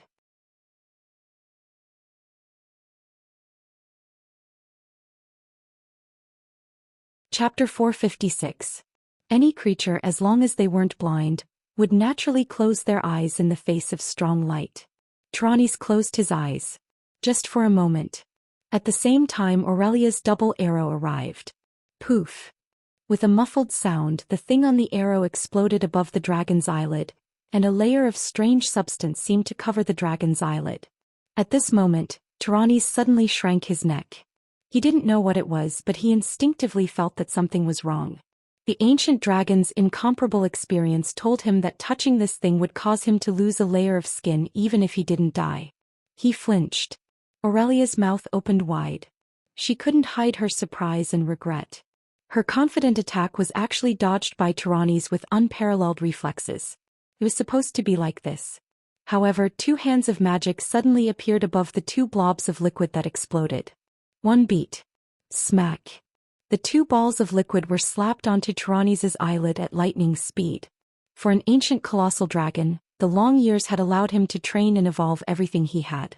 The scales of young dragons were soft, and even the most ordinary human weapons could easily cause fatal damage to them.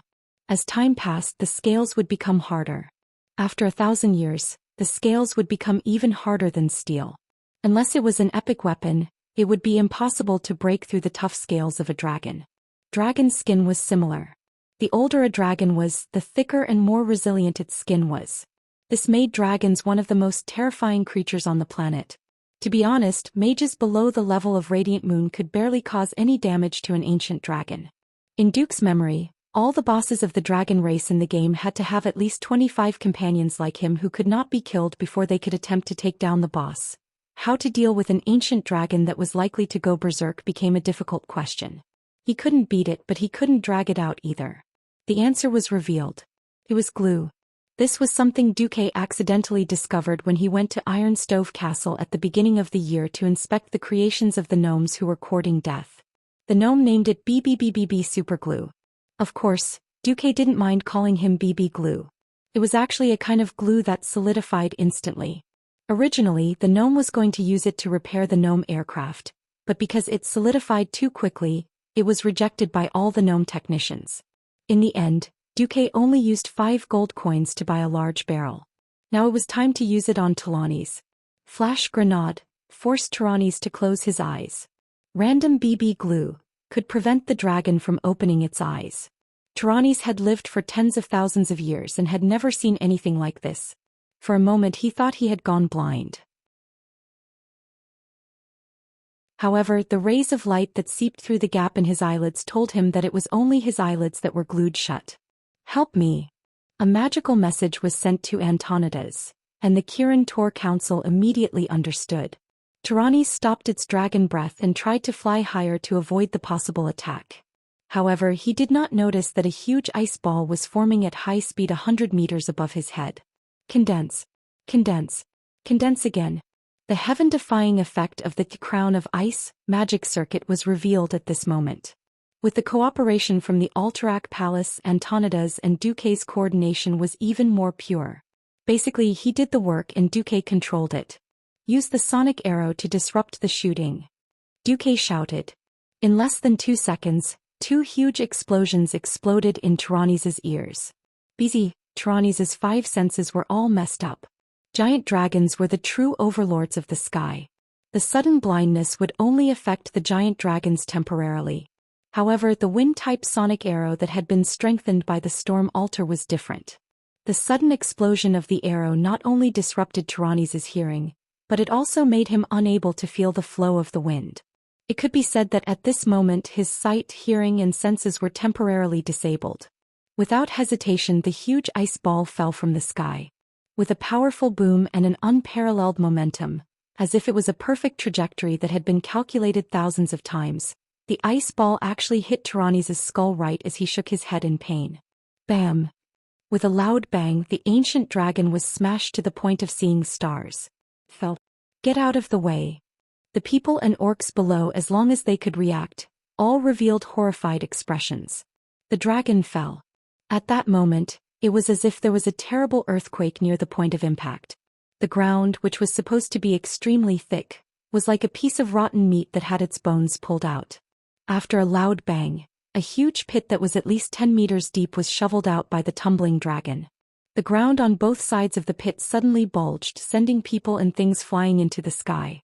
The surging shockwaves spread in all directions, throwing more people into the air. Even Mograine himself was sent flying by the huge force along with his horse, and then fell heavily to the ground. The only fortunate thing was that he separated from his beloved horse in midair, which saved him from being crushed by the warhorse. Grom Hellscream, who was attacking fiercely at the front lines, was also hit. The place where Tyrannies fell was too unlucky. It happened to be aimed at him. As a result, the great hero of the tribe was sent tumbling backward like a rolling gourd, knocking over countless of his own people. He rolled for about 100 meters before he finally managed to stop the momentum of his backward motion. Tyrannies' fall caused the entire front line to fall into chaos. High Lord Mograine's flag fell, and the High Lord himself temporarily lost contact. This caused the nobles at the back to panic, and the noble army they led was even more chaotic. Even though they were far away and received much less counterattacks, they still fell left and right, unable to form a proper formation. At this moment the orcs exerted their strength. In a chaotic battle, the unique characteristics of the orcs' individual combat abilities were magnified almost limitlessly in such a situation. Many orcs did not even get up before attacking the humans with whatever weapons they had at hand. Hammers, daggers, or even fists and fangs. They could deal fatal blows to the humans who were physically weaker. Many of the human warriors were sent flying again before they could even stand up, falling heavily onto their own comrades. Loktroger. The loud and clear slogan was answered by hundreds of people. Hundreds of people responded. Mograine had no choice but to blow the bugle and order his subordinates to form small defensive formations. The result was that the army barely managed to survive, but at least 30,000 orcs broke through the encirclement and entered the vast forest of Tirisful Forest. Tyrannies, who was temporarily blinded, struggled to fly away.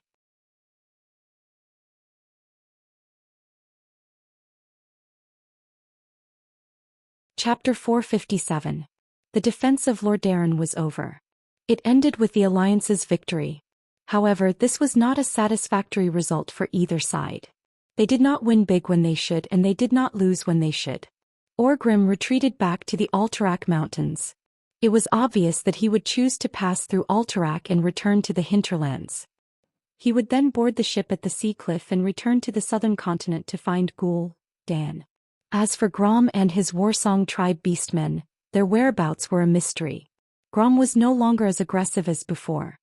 He purposely avoided all human towns and restrained his subordinates, hiding in the boundless forest. Everyone knew what kind of damage 30,000 beastmen could do. If left alone, they would be able to destroy the only core area of Lordaeron. It was not a good feeling to have enemies hiding right under their noses. King Tyrinas came to find Duque almost as soon as the battle ended. Please. We must not let these evil green-skinned beasts go. I need the support of the Elven Rangers, including Quelf, Velos, and your direct ranger. If possible, I hope you can personally lead the attack on this tribe. I'm sorry, but I have more important things to do. We must first send people to save the Red Dragon Queen Alexstrasza. Otherwise, when Tyrannies comes again, no one will be able to fight him. Your Majesty, that's a real ancient red dragon that can destroy a kingdom all by itself. Tyrinas was shocked. Didn't you and Sir Antonidas work together to defeat that giant lizard? No. He obviously held back. I can feel that he doesn't want to fight the Alliance. Antonidas' words helped Duque out of the situation. Duque suddenly said, Actually, I used Aurelia's Whisper of the Wind to tell Tyrannies that the Alliance will save the Red Dragon Queen as soon as possible. I hope he won't attack us with full force. What an explosive news. A real dragon. Noxus stroked his beard. In order to maintain morale and deceive the people, they could of course say that the Great Alliance hero Antonidas and Duke Marcus worked together to defeat the Red Dragon. But after hearing this inside story, every king and general's face darkened. That was an existence that violated the rules. Could render all strategies and tactics useless. In the face of this level of power, the battle between humans and beastmen was not even worth mentioning. Ever since Duque had crossed over to the world of Azeroth with the identity of a poor college student, he had been prepared to fight all kinds of unscientific non-human monsters in the future after he had gained a foothold. For example, dragons, elemental kings, ancient gods. Unfortunately, when it came down to it, Duque still felt that he was not ready. After all, in the game before he transmigrated, any giant dragon would be a proper game template. The problem was that he had transmigrated here alone. This was not like the game where he could gather 25 companions who could revive infinitely and form a party to fight a boss. The only thing that could make Duque feel at ease was that he now had Aurelia and other strong people who had stepped into the realm of heroes to help him.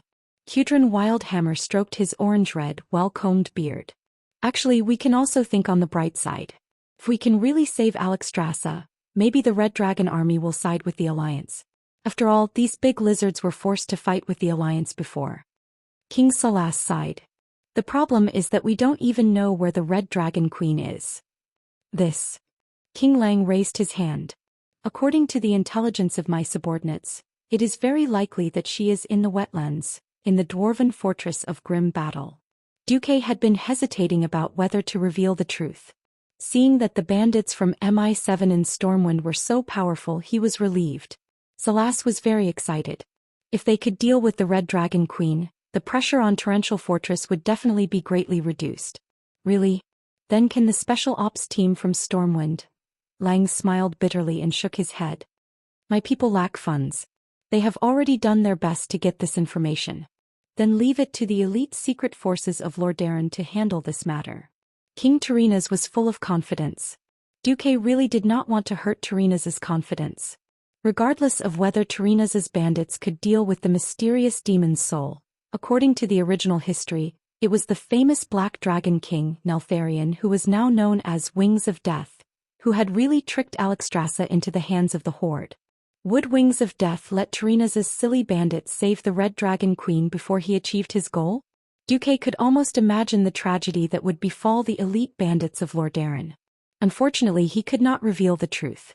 After the leaders of the Alliance thought that they had settled the matter of the Red Dragon army, the meeting entered the main topic: how to wipe out the Horde.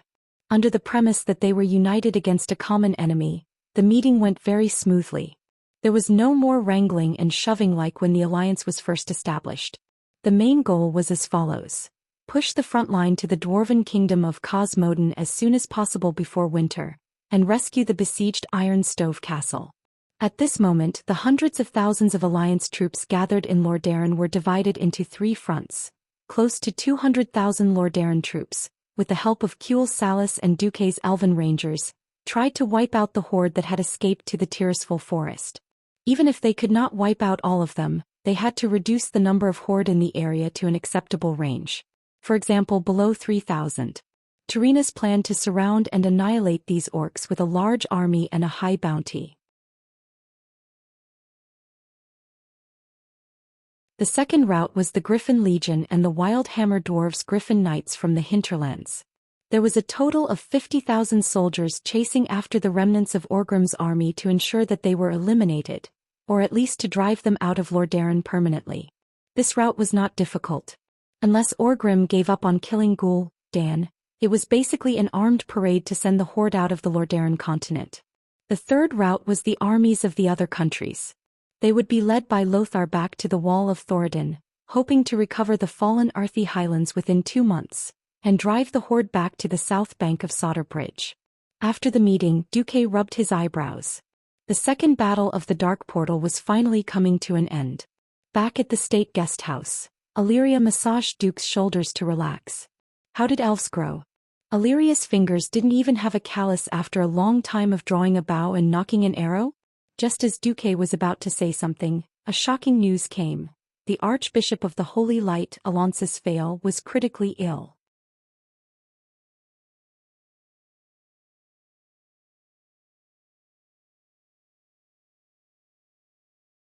Chapter 458. Alonsos Fael was a transcendent existence to the entire Alliance. As the national religion of the 7 kingdoms of the Alliance, he was definitely a great figure who could be on an equal footing with any king. At this time, the Alliance had just seen the light of victory and was about to launch a counterattack. However, the news of Archbishop Alonsos's illness at this critical juncture cast a shadow over the Alliance's victory. It was a huge blow to Anduin, be it publicly or privately. Publicly, it was because Alonsos had promised that he would mobilize his believers to raise funds for the reconstruction of Stormwind after they reclaimed their territory in Stormwind. Once the most prestigious Alonsos died of illness, the revival of the Stormwind Kingdom would most likely be delayed for a very long time. Privately, Anduin and Alonsos had been friends for more than 20 years. Now that his old friend was critically ill, Anduin was naturally anxious.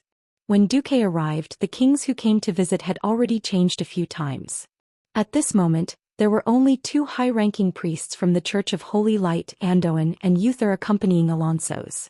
When Duque arrived with Gavinrad, he immediately discovered that the atmosphere was not normal. What's going on? Is it a disease or something? Duque did not believe that it was a disease. It was because the priests knew how to get rid of diseases and remove diseases. In this era, the most powerful doctors were the priests. Not to mention Archbishop Alonso's Fail, who was at the top of all the priests. Secondly, there was the hospital bed. It was a very special hospital bed. Rather than calling it a hospital bed, it was more appropriate to call it a low water tank. Because Alonso's was sleeping on it, most of his body was submerged in the sparkling holy water. Only his head was propped up against the pillow. Beside Alonso's, there was a priest who was continuously casting spells to dispel the filthy smell that flowed out of the archbishop's mouth and nose. Andoin leaned over and whispered to Duque, Alonso seemed to have touched the blood of the demon in the corpse of a tribal chief when he was studying the corpse. Then he might have triggered a curse in his body. He is now in a terrible state of continuous weakness. Seeing Duque enter, Alonso's opened his half-closed eyes. All of you leave. Only Uther and Duque will be here. Andoin wanted to say something but hesitated. In the end, he went out with the two high-ranking priests. Only Uther was left, purifying the air in the room with low-level dispelling diseases. Duque was a little hesitant. The historical Fail did not die so quickly. After winning the war against the Horde, Fail also raised a lot of money to build the Cathedral of Light in the rebuilt new Stormwind City. Hence, he became the Archbishop of both Lordaeron and Stormwind Kingdom. In order to commend his devotion to the Church of Holy Light and his contribution to the reconstruction of Stormwind, a statue of Alonsus Fail was erected in front of the Cathedral of Light. The inscription on the statue praised Fail's great contribution to the Alliance in the Second War, raising funds to help rebuild Stormwind City and Northshire Abbey. Fail did not die until the Third War of the Dark Portal, which was before the undead scourge invaded Lordaeron. The cause of his death was unknown. He had never heard of Fail dying. He thought of a very scary possibility. In the end, he still asked, Sir Fail, was it that day at the Storm Altar? That's right. If there was a variable related to Alonso's, it would be that day when Duque stole the fruits of Ghoul Dan's labor. He found this archbishop to help purify the Storm Altar that had been corroded by the demonic power. Alonso's smiled. My dear disciple, please swear in the name of the Holy Light that you will not tell anyone about what you saw and heard today. The muscles on Uther's firm and devout face twitched. I swear in the name of the Holy Light. Alonso's then turned to look at Duque. I will answer your question. Yes and no. Yes. Also no. Duque was a little confused. I have spent most of my life spreading the Holy Light, hoping that the Holy Light can drive away all darkness and evil. But I have discovered a fact. Whether the Holy Light drives away evil or darkness devours light, it is a relative process. Relative. That's right. The more devout and pure the soul, the more holy light it produces. But only the side with the greater quantity and quality will be the victor of this battle. I did inhale too much demonic power that day. I thought I could purify it with my own power, but obviously I failed. But that's not important. Not important. Stop joking, Your Excellency. Alonso's reached out from the holy water and waved, stopping Duque from continuing. I won't die so easily. As long as you send me back to the Holy Light Cathedral in Stratholme, I will be able to survive with the help of the holy water. At most, I will lose some vitality. This is not the time for me to sleep. The most important thing is you, Duque. Me. Duque was stunned. Yes. Alonso's pointed at Duque's chest. In this period of time, you have undoubtedly proven to everyone that you are the brightest star in the Alliance. Your wisdom and foresight almost make me suspect that you are a prophet sent by the creation titans. Fine, you are half right. But I am also most worried about you. Compared to your powerful magic power and wise mind, your will is too weak. If some evil existence wants to deal with you, you are the kind of person who is most vulnerable to corruption. Duque, who had been told the truth, felt like his face was on fire. Yes, he was just an ordinary university student before he transmigrated. Without experiencing the ups and downs of life, they lacked enough sharpening in life experiences. This was his biggest shortcoming, and it was a weakness that he could not solve at the moment. Therefore, Duque's fear spell was a sure hit. If not for the system elf, he would have died long ago. I will be careful. No, it is not enough to just be careful. You need a firm belief. Otherwise, if you become the next Savis, that will be the Alliance's nightmare. Savis was once the leader of the High Elves, the core leader of the Kaldorii civilization in ancient Kalimdor. His status was second only to Queen Azhara. Afterwards, his soul was corrupted by the ancient god Enzos, which led to the first Burning Legion invasion in the world of Azeroth. Alonso's words were very heavy. What else could Duque say? He could only pinch his nose and accept it. He received a copy of the teachings of the Holy Light from the Archbishop. Before leaving, Alonso's grabbed Duque's hand and said solemnly, "Be careful of Ghoul, Dan."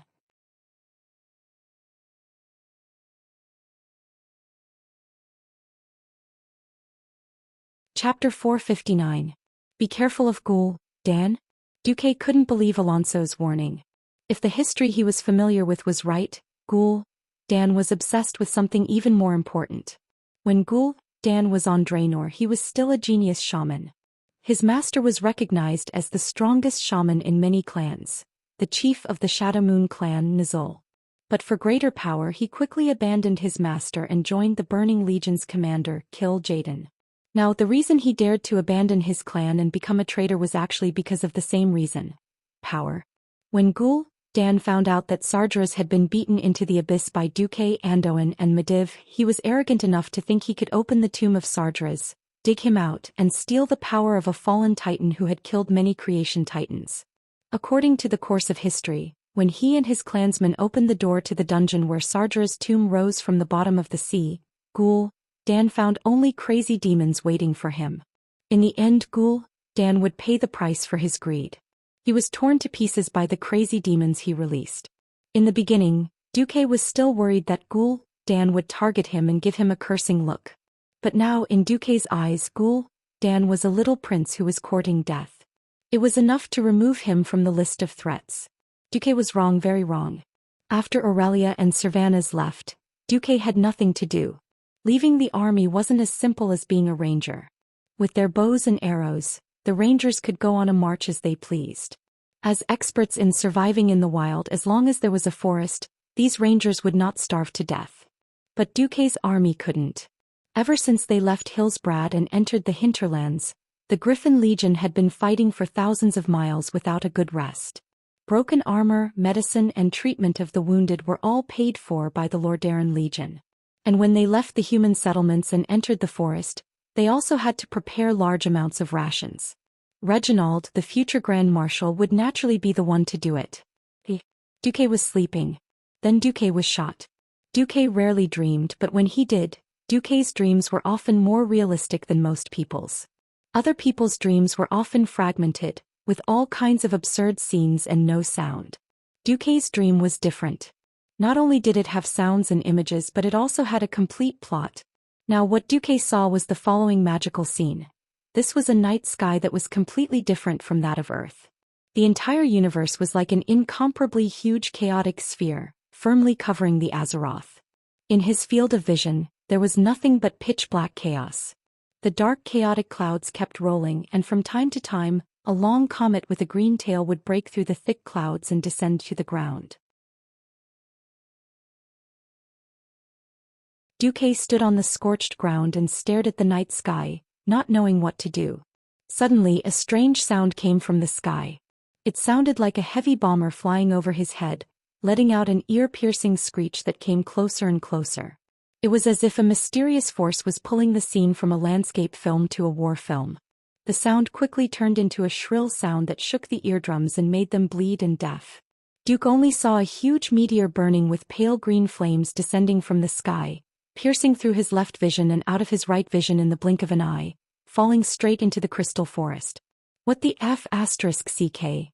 Duque only had time to groan in dissatisfaction before the chaotic turbulence with countless sharp rocks and debris hit Duque's face, throwing him to the ground.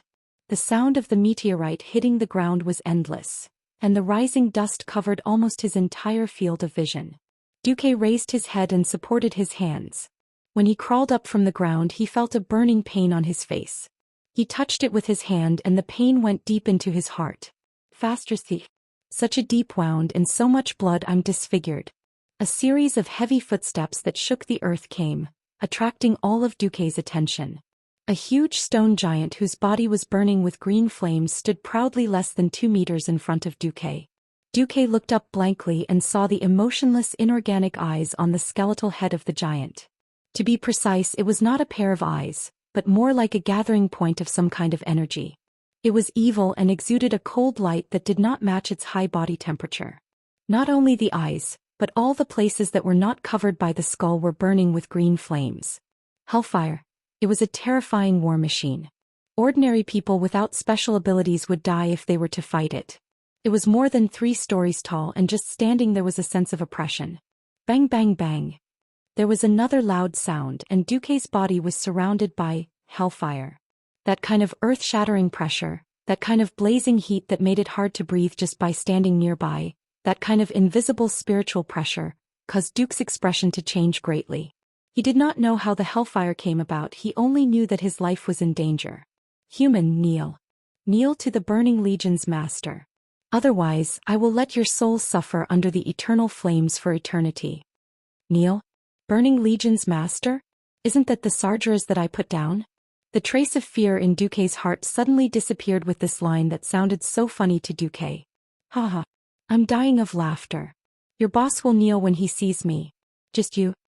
Duque stood up proudly, his eyes filled with clear disdain. Yes. That was contempt. The contempt that a higher being had for a lower being. A second later, Duque made his move.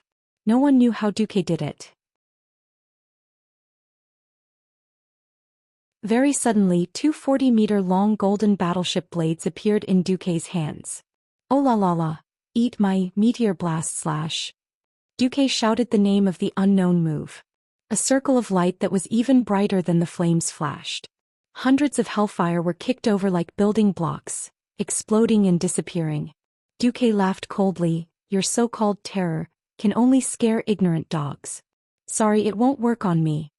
In front of Duque, a shadow was slowly condensing into a shape, quietly wriggling. Very quickly, it became a guy that Duque was familiar with, the tribe's demigod warlock Ghoul, Dan.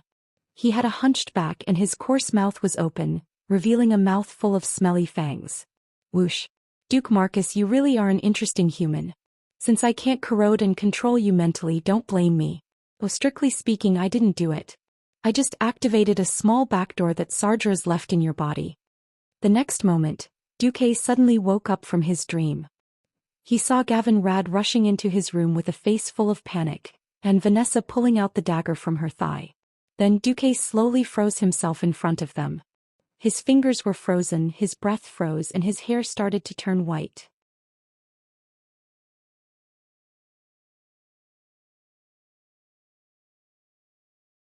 Chapter 460. Duque suddenly remembered what was going on. He'd always thought that as long as he didn't fight directly, a super boss like Ghoul, Dan wouldn't notice him. Actually, Duque had definitely taken it for granted. He wasn't a nobody. He'd become a deputy commander of the Alliance and had so many outstanding achievements.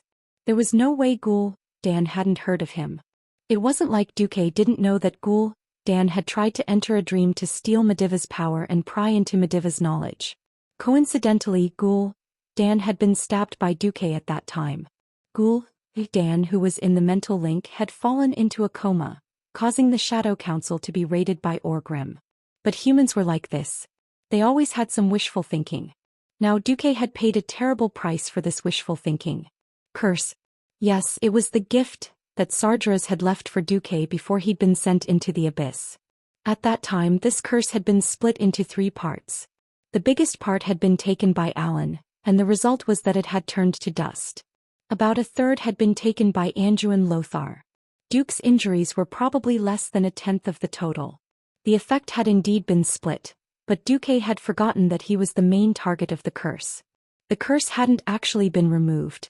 It was only because he hadn't injected any more power to continue the curse that it seemed to be ineffective. Duque really hadn't expected that Ghoul, Dan would trigger this thing when he'd failed to forcibly control his soul in the dream. He'd screwed him over. At that moment on the ship Ghoul, Dan opened his eyes. What an interesting fellow. Is he really only 16? He actually resisted my mental intimidation. The 2-headed ogre hero Google touched his head with both hands at the same time. Apart from that Mediv, There's actually a human who can resist your mental attack? Ghoul, Dan stroked his short beard. No, I haven't done anything to this Duque. It's not that I can't, but that I'm not in the mood. In my opinion, to corrupt this kid's mind and control him, it would only take a little time. Of course, I can also destroy his soul. If I do that, Orgrim might benefit from it. Then why do you want to kill him now? Ghoul, Dan was furious. The stupid alliance actually let Orgrim's main force escape. If I don't control Duque and use the alliance to weaken the horde, Orgrim might catch up to me and disrupt my plan.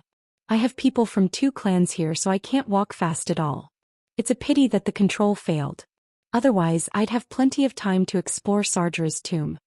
In reality, Duque also realized that Ghoul, Dan probably wanted to use brute force to subdue him and then control his soul, turning him into a puppet. With a vice commander of the alliance as a puppet, whether it was to plot against Orgrim or for Ghoul, Dan to rule the world in the future, it would be very convenient. But Ghoul, Dan didn't expect Duque to resist his soul pressure. In reality, when breaking through the nightmare realm he had created, Ghoul, Dan had suffered some damage to his soul. Otherwise, why would Ghoul, Dan be so embarrassed and angry that he triggered the curse to kill Duque? No matter what, Duque was in trouble. After coming to this world, Duque had been training his body. But now, a single curse had caused Duque to become extremely weak. Well, Duque screamed in his heart, but his mouth couldn't make a sound. This wasn't the ending he wanted. Through a series of struggles, his career was already on the right track and he had reached a high position in the Alliance. After experiencing the cruel second battle at the Dark Portal, his influence in the Alliance would reach its peak. Cultivating a godly technique, letting his name resound in heaven and hell, marrying a rich and beautiful woman, reaching the peak of life, this was the ending that a transmigrator should have. But what the hell was this? That curse was madly absorbing his life force again? No, I can't die here. Duque tried to use his magic, such as Ice Barrier, to use the absolute ice element to dispel all negative effects. But he couldn't activate the instant magic that he had tried thousands of times. Not only that, he couldn't contact the system elf either. Duque tried to do anything but failed. Only his eyeballs could move. Yes, he was paralyzed. Both his body and soul were like this. He faintly knew that this was the soul attack that Ghoul, Dan had given him before dispelling the dream realm. Now Duque's mind became even more blank. He could only watch as Vanessa screamed in shock and approached him, while Gavin Rad reached out his large hand to touch his face.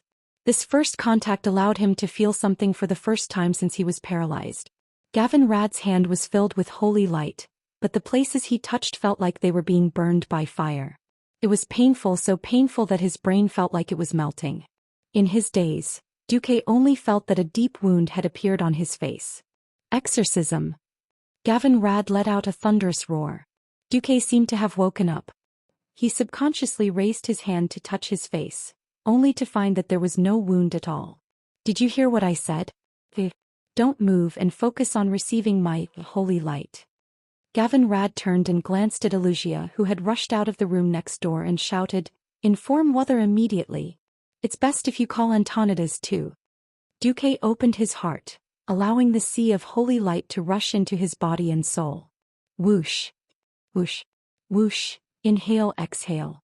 Inhale, exhale, inhale again and exhale again.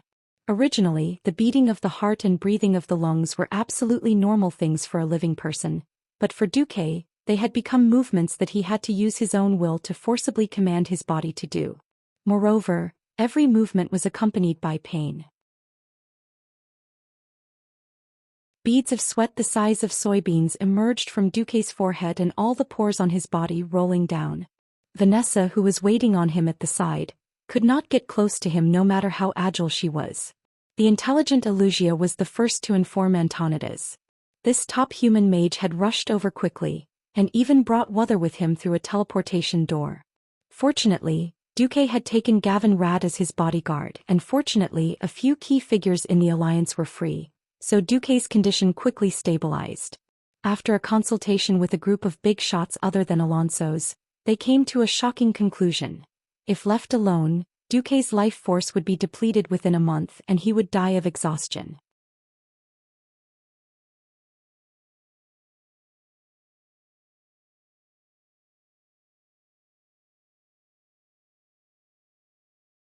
For the others, losing a duque was the same as losing a commander of the alliance. The main force of the tribe had been almost wiped out. As long as one wasn't too stupid, they could win the next battle. The only difference was how many lives were lost and how much time was spent. But for Stormwind, it was very likely that they would lose the most important cornerstone of the kingdom for the next 30 years, the pillar of the country. Antonidas shook his head regretfully. A single curse is like a ball of string wrapped around a string. No matter how messy it is, it can be taken out along the string. But Duque's situation is like a ball of string of the same color rolled together. I can't find a clue at all. This is a hole in the soul created by different methods from many worlds. I can't do anything about it. Most importantly, this is a curse cast by a demigod mage. Could a mere Breaking Dawn mage deal with the work of a world guardian? Be it Lang or Andoin, their mouths were filled with bitterness. They didn't expect that after going one round, it was still the fault of their dead old friend Medivh. This was the greatest irony in the world. The temperature in the air gradually dropped. The atmosphere lingering in the air was the same. Almost everyone felt as if they couldn't breathe. That hateful ghoul, Dan. Andoin gritted his teeth and punched the wall. At this time it was Duque who spoke. Actually, the situation might not be as serious as you think it is. Not serious? Then what is serious? King Lang's eyes were red and even his voice sounded like he was about to cry. Lang didn't cry when he lost the land passed down by his ancestors. Lang didn't cry when Stormwind City, which symbolized the sovereignty of the entire kingdom, fell. Now that Duke was in critical condition, Ryan was crying. From the beginning, his eyes were red to the end and it only took 2 seconds for him to cry. Rascal, you're about to die. I originally wanted you to help William and let him restore the glory of Stormwind. I originally thought that if it didn't work out I would let you. Before he could finish his sentence, Andoin patted Lang's shoulder and stopped him. Listen to Duque first. Duque heaved a sigh of relief. I guess the power of the mortal world can't do anything about this. When Duque said this, the king's heart sank. Fortunately, I still have one last hope, the Red Dragon Queen. Alexstrasza? Antonidas's slightly cloudy eyes suddenly lit up. Yes. Why didn't I think of her? There's hope for Duque. Well, at least there's hope. What? What?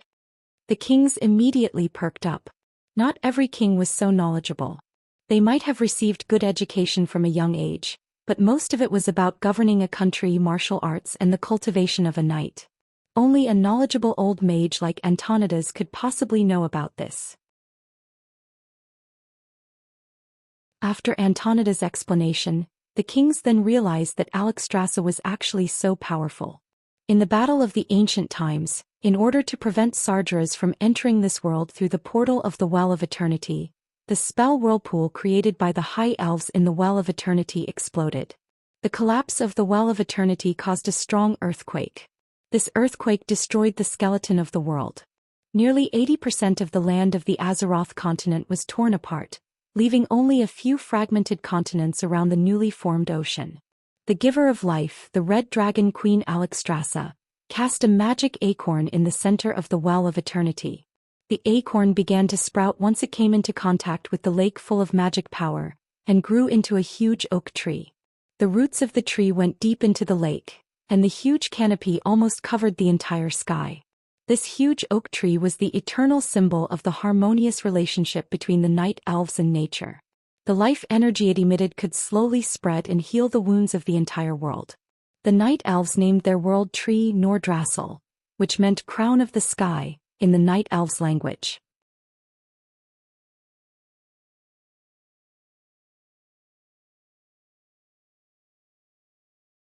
Chapter 462. Since the Red Dragon Queen could even create the world tree, it would be a piece of cake for her to solve a small curse. Duque can be saved. No one said it out loud, but that was what everyone thought. Tarinas even hinted to Lang with a smile that if his people saved the Red Dragon Queen this time, Lang and Duque would owe Lordaeron a huge favor. This was obviously taking advantage of the situation. Using saving the Red Dragon Queen as a bargaining chip to force the recovered Duque to join Lordaeron was a despicable move. If Lang was a ruthless person, he would definitely not let anyone else get the Red Dragon Queen if he couldn't get it himself. Lang was a merciful king. When Tarinas made this request, he wasn't thinking about Duque's usefulness, but what Duque had done for Stormwind and the royal family of Rin. Lang gritted his teeth and said, "As long as your people save Alexstrasza and let her save Duque's life, and Duque is willing to pledge his loyalty to you, I won't object to his transfer. However, Duque is a real talent. I hope that Duque can at least get the status of a Grand Duke in Lordaeron. Also, no matter what, Karazhan is a territory that I personally gave to Duque.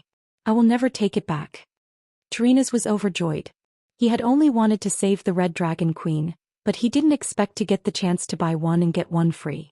Think about it, the Red Dragon army was willing to submit themselves to the filthy beastmen and become their mounts for their queen. If Lordaeron saved the Red Dragon Queen, wouldn't they at least be able to form an army of dragon knights? Coupled with the magic books that Duque and Duque had in the Karazhan Grand Library, one could imagine that in less than 10 years, Lordaeron would become the most powerful and overwhelming country in the entire Eastern Kingdom. Perhaps without the need for war, they could borrow the name of the alliance to annex the various countries and complete Thoradin the Greats. No, even greater than Thoradin the Greats. That was because the alliance included 2 dwarf kingdoms and 1 high elf kingdom.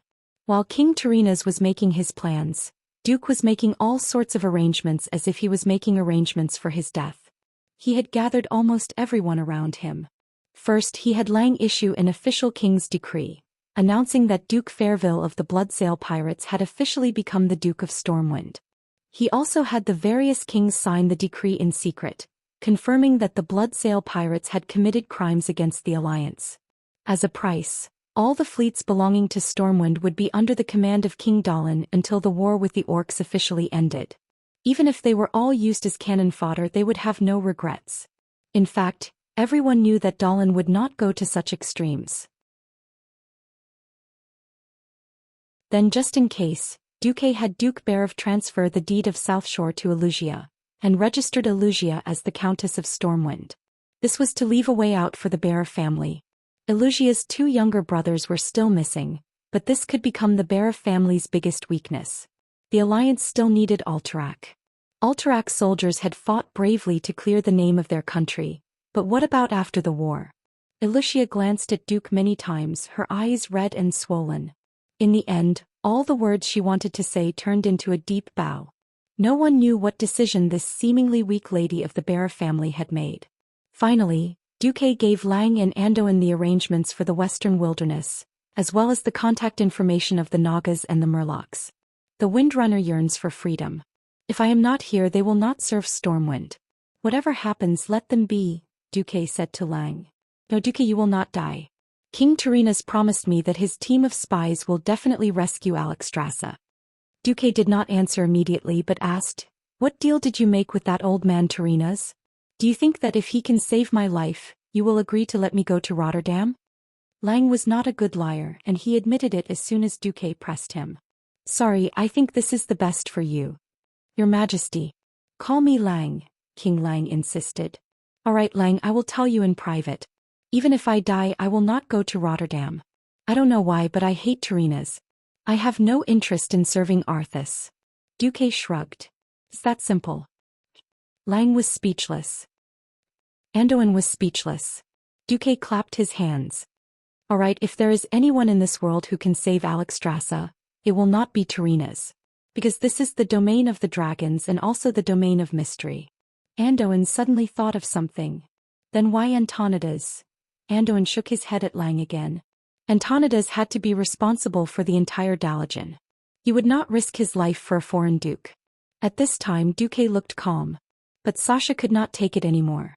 "Duque, since the people from Rotterdam are not reliable, we should think of a way to get eldest sister and second sister back, and then we will go in by ourselves. We will go to Kudrin, he will definitely agree." What Sasha said was coincidentally Duque's current predicament. Previously, he had agreed to send Windrunner to help Rotterdam to eliminate the Warsong clan of Grom. In the end, the most reliable Aurelia, Sylvanas, and Lillis were seconded. Because they had to carry out a high-speed battle in the forest, Aurelia and the others did not bring the troublesome mages. In the end, they could not find Aurelia when they needed help at the crucial moment. They had just entered the Tirisful woodlands 2 days ago, and had promised to contact each other once a week. If they waited until they returned, they would probably only be able to collect Duque's corpse. Now, out of the 6 great rangers, only Sasha was left by Duque's side. Duque could not help but feel that the goddess of fate had ill intentions. It was not the first time that Duque recalled the process of the Red Dragon Queen's rescue. In the past, when he understood this epic story, he would always feel fascinated. He could not help but wonder what he would do if he were to participate in this grand history. Could he be like the main characters of this branch story, using all kinds of great powers to create such a miracle? But when he really had to participate in this plot, he felt a little hesitant. He suddenly smiled bitterly. So, I still have not let go of life and death, moral integrity.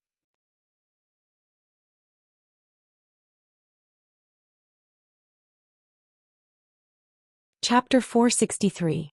Once upon a time, Duque had forgotten the fear of death and the uneasiness brought about by the decay of his soul. Looking at the notification on his retina, Duque was still a little confused. Serious warning: host, your Sardra's curse of resentment is active. You will lose your life force at the rate of 1 year per day. This effect has an unknown irreversible status. If you cannot lift the curse, you will die completely after 31 days and 22 hours, unable to be resurrected. Host, your soul power is also losing 10 points per day. It is estimated that it will be gone in 5 days. The soul power he had inherited from Mediv was 385, and his humanity was 230%. This was more than enough. But if he was dead and couldn't be resurrected, there was no point in having any moral integrity left. In the end, he still had to save the Red Dragon Queen as soon as possible. Faced with this situation, Duque was also in a state of panic. The Red Dragon Queen in the history was indeed saved, but that was after the Alliance had dealt with the main Horde forces and entered the mopping up period. At that point in time, most of the Alliance's fallen areas had been recovered. Especially the dwarf fortress Grim Battle where Alexstrasza was imprisoned. Although the fortress was still under the control of the Dragonmaw clan, most of the wetlands had been recovered. In that terrible swamp, not only were there beastmen but there were also all kinds of human liberators. For example, the Silver Hand from Lordaeron, and the dwarves from Iron Furnace Castle. Of course, most of them were the Wormhammer dwarf Griffin Knights from Eagle's Nest Mountain. No. That place wasn't even the front line. It was definitely the enemy's rear. What did the enemy's rear mean? It meant that there was still the entire Earthy Highlands, where more than 200,000 beastmen were stationed. To go in and save the Red Dragon Queen would be more than 10 times more difficult. Duque had just caused the entire dragon riders to fall from the sky above the Alterac Palace. During the battle, he didn't see the chief of the Dragonmaw clan, Zulu, hid. Needless to say, he must have run back to Grim Battle to urge the Red Dragon Queen to give birth soon. It was not appropriate to say that he wanted to have a son soon. In order to meet the needs of war, the beastmen needed a large number of wyverns as mounts. Unfortunately, while the creation titans bestowed the Wrs with unparalleled powerful bodies, they also weakened their fertility. In fact, the number of true descendants of giant dragons was so few that it made one's hair stand on end. In history, the red dragons that were used as mounts by the beastmen during the later stages of the war were actually the unfertilized eggs of other female giant dragons. Well, it was similar to the monthly ovulation of human females. However, Alexstrasza was forced to use magic to catalyze these unfertilized eggs into fighting wyverns.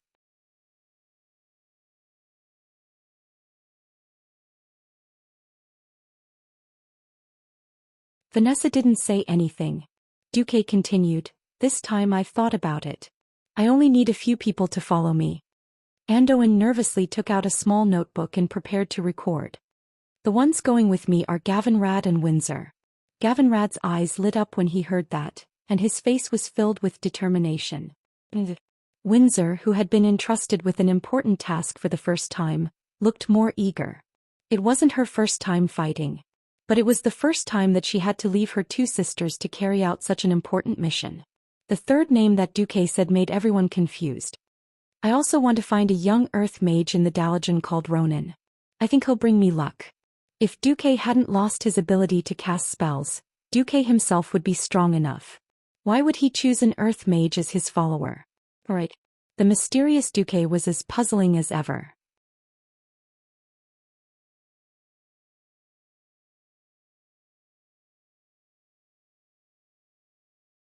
Chapter 464. The Rapid Stream Castle had almost fallen. Only one city was needed for the Horde's flag to be placed on top of the Rapid Stream Castle's palace. But the 2 or 3 seemingly narrow city districts in front of the palace had become a meat grinder for both the Alliance and the Horde. There was no such thing as a front, and the humans were playing hide-and-seek. They could pop their heads out of the rubble of any ruins, or even shoot an arrow straight at the orc's head without popping their heads out. It was not until the Horde broke through the outer walls of the Rapid Stream Castle and entered the city district that they were shocked to find that the entire mountain under the ancient capital of Thoradin the Great was almost hollowed out. Under the walls of the Rapid Stream Castle, there were tunnels that looked like spider webs. Many of the tunnel entrances were quite narrow, which the burly orcs could not enter at all. As a result, whenever the orcs attempted to storm the inner city, the road from the outer city to the inner city would be constantly harassed and attacked. The orcs could not transport any heavy siege weapons. Perhaps a bag of kerosene would be thrown out of nowhere and burn the catapults and siege vehicles to ashes. On the 5th day after Orgrim evacuated from Lordaeron, Rend Blackhand, who was in charge of attacking the Rapid Stream Castle, received an order. This order from the Great Chief made Rend Blackhand very unhappy, but he had to carry it out. Since it is an order from Zulud, let Zulud take care of things here. He received a reply. An hour later, the Rapid Stream Castle welcomed its destruction. The wind pressure generated by the flapping of the red dragon's wings caused further damage to the ancient capital that had been half destroyed for more than 2,000 years. The terrible storm caused by the flapping of the dragon's wings easily blew down all the buildings that were still relatively intact. The slightly older buildings were directly uprooted, and the loose walls made of mud bricks were blown into the air and disintegrated. In front of the palace, the defensive zone that had troubled the orc army for months was like a sandcastle that had been washed away by the waves. It was flattened in a few short breaths. "Forgive me." The dragon's deep voice of repentance came from the sky in the common language. Along with this voice, Tirani's abdomen bulged, then its chest, and finally its neck. Dense golden flame patterns formed by the draconic language appeared in the air in front of the giant dragon. For a moment, this light even surpassed the light of the sun. A destructive flame quickly expanded from that small cluster into a huge fireball that was even bigger than the entire house. The golden light completely shrouded the entire royal palace of Torrent Fort. The grayish-black palace was doused with lava-like flames. In the screams of every Riptide Castle resident who witnessed this scene, the palace melted. The huge blue stone was like a piece of cheese that was melted by the high temperature. It began to flatten, and a blazing unknown substance spread in all directions. The symbol of Riptide Castle was gone. The ancient capital of the Arazuo Empire, which had been passed down for over 2,000 years, was gone just like that.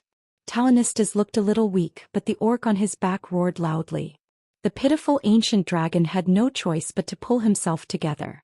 He aimed at a huge cave and spat out what was left of his dragon breath. It was as if a terrible volcano had erupted in the underground pit. The narrow tunnels that restricted the orcs from entering became the graves of the humans. The doors and boulders that restricted the entry of enemies collapsed like dominoes. Not only Tirani's but the other red dragons also followed the orcs' orders and quickly found a deep pit, spitting their dragon breaths into it. This situation was a bit like a syringe. With enough pressure from one side, the flames spread along the tunnel to all the space in the mountain. King Salas Trollbane, who had just arrived at the wall of Saladin, fell to his knees. It wasn't just him. Every Stromgarde warrior saw the golden flames shooting out from the ventilation holes on the cliff of the mountain where Riptide Castle stood. How many of the people inside could survive? Was it a slim chance of survival? Or was it 1 in 100? No, tears of despair rolled down the determined faces of these mountain men. They watched their motherland, the Stromgarde kingdom, sink into darkness and burn in flames. Their loved ones and compatriots cried and struggled in pain. For a moment, almost everyone in Riptide Castle felt that everything was destroyed, whether it was hope or the road ahead. Riptide Castle was destroyed.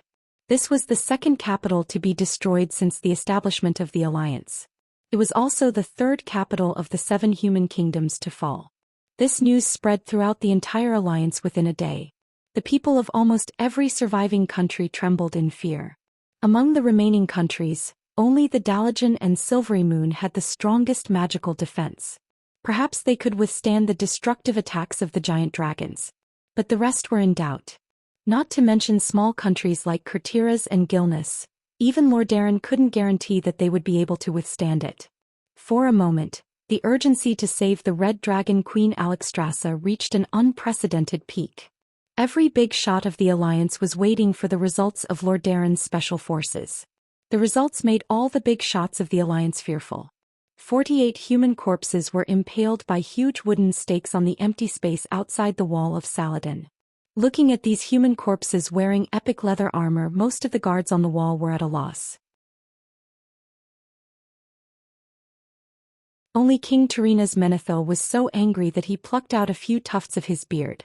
Lord Darren's surprise attack had failed. It was a complete and utter failure. The high-level bandits that Tarina's had sent were all killed. Not a single one managed to come back to report back to him. This was the most severe slap to Lord Darren's face. For a moment, Duque's act of saving himself and the Red Dragon Queen had attracted the attention of all the big shots of the Alliance. An uneasy feeling enveloped the Kirin Tor Council of Six. In the conference hall in the air there were no walls. Large amounts of light and dark clouds surrounded these high-level mages, flowing and changing constantly. Looking up, it seemed that even time had become faster. Only the dark gray marble floor, which was inlaid with diamond-shaped runes that symbolized the four major elements, gave this scene some semblance of reality. At this moment, the fiercest debate broke out in the conference hall. These usually elegant and scholarly counselors were now even more rowdy than aunties in a wet market. I have no objections to supporting Duke Marcus. I have to admit that he's a great guy who can create miracles. But why did he name Ronan?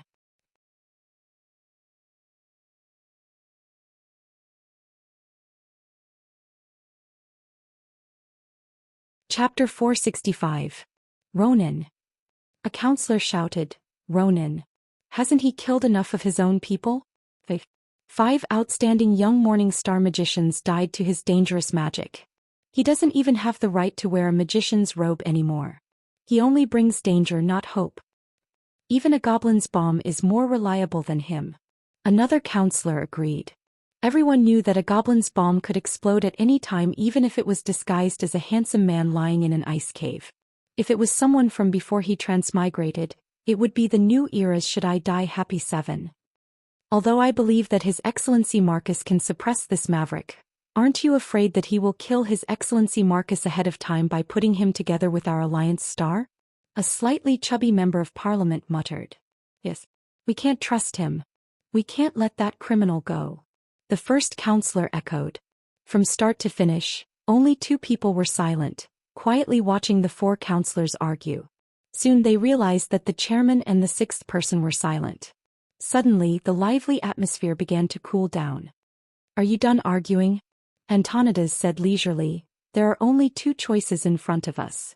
The first is to gather all the strongest magicians in the Dalajan and Kuel Salis and kill Terranista. But I have to remind you that there is more than one ancient dragon in the Red Dragon army. Many of them are not controlled by the orcs and are hiding. Also, what role has the Red Dragon army played in the Tirisful Parliament for the past 1,000 years? The 4 counselors did not speak. The counselors of the Tirisful Parliament were all from the Silver Moon Parliament and the Kirin Tor Parliament. In the past 1,000 years, the Tirisful Parliament and its guardians had maintained a very good relationship with the red, blue, green and bronze dragon races in terms of protecting the world. In a sense, the Red Dragon army was actually one of them. The second is to let Duke Marcus, who originally wanted to find Alexstrasza to save his life, carry out this perfect plan that can solve all problems in one go. I understand your concern for Sir Marcus, but, since he doesn't care about Ronan, why should we worry? Besides, I remember that we all owe Duque a favor. When Antonidas said this, the counselors all laughed dryly. That's right, these guys all had a share of the dragon's skin and whatnot as casting materials. Of course, a certain counselor named Crasus didn't look too happy when he accepted the bribe. Crasus spoke. Although Sir Marcus's name is a bit wrong, Ronan is not an earth wizard but a morning star. However, this small detail isn't important. What's important is whether we can come up with a better remedy to increase the success rate of this operation. Antonidas suddenly laughed and said, "Didn't our deputy commander of the alliance always suggest that in the battle against the Horde, apart from glory, we should also give material rewards to the real heroes who killed the enemy?" Croesus immediately understood. The one who killed the most enemies in our alliance doesn't even have a staff. The old but experienced chairman chuckled. "I can contribute an epic staff blueprint suitable for both Morning Star and Radiant Moon Magi. In fact, I even have a prototype that I can be proud of." Croesus continued, "As for the cost, that's the alliance's problem. We might as well set the standard higher. For example, killing 1,000 orc warriors to obtain this staff." "Good idea." The other 4 counselors agreed. And so the alliance's first epic weapon to reward heroes was born. When Duque received the staff the next day, Duque was still a little confused. He blurted out, "Grand Marshal's battle staff." Croesus was taken aback. Duke had called out the staff's name in one go. After all, they had come up with the name last night in the Kirin Tor Council. They had originally wanted to call it a hero's staff. However, they felt that it didn't match up to Duque's status, so they simply called it the Marshal's staff. The warrior version was called the Marshal's two-handed warblade, which was forged by the dwarves of Steel Furnace Castle. After all, anyone who could kill 1,000 orc warriors was definitely not a nobody. Being promoted to a general or something was a sure thing. The counselors didn't feel that it was an offense to any country. After all, it meant that a soldier who didn't want to be a marshal wasn't a good soldier. Who knew that Duque would say it out loud?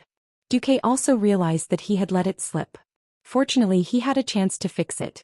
He pointed at the draconic words on the staff.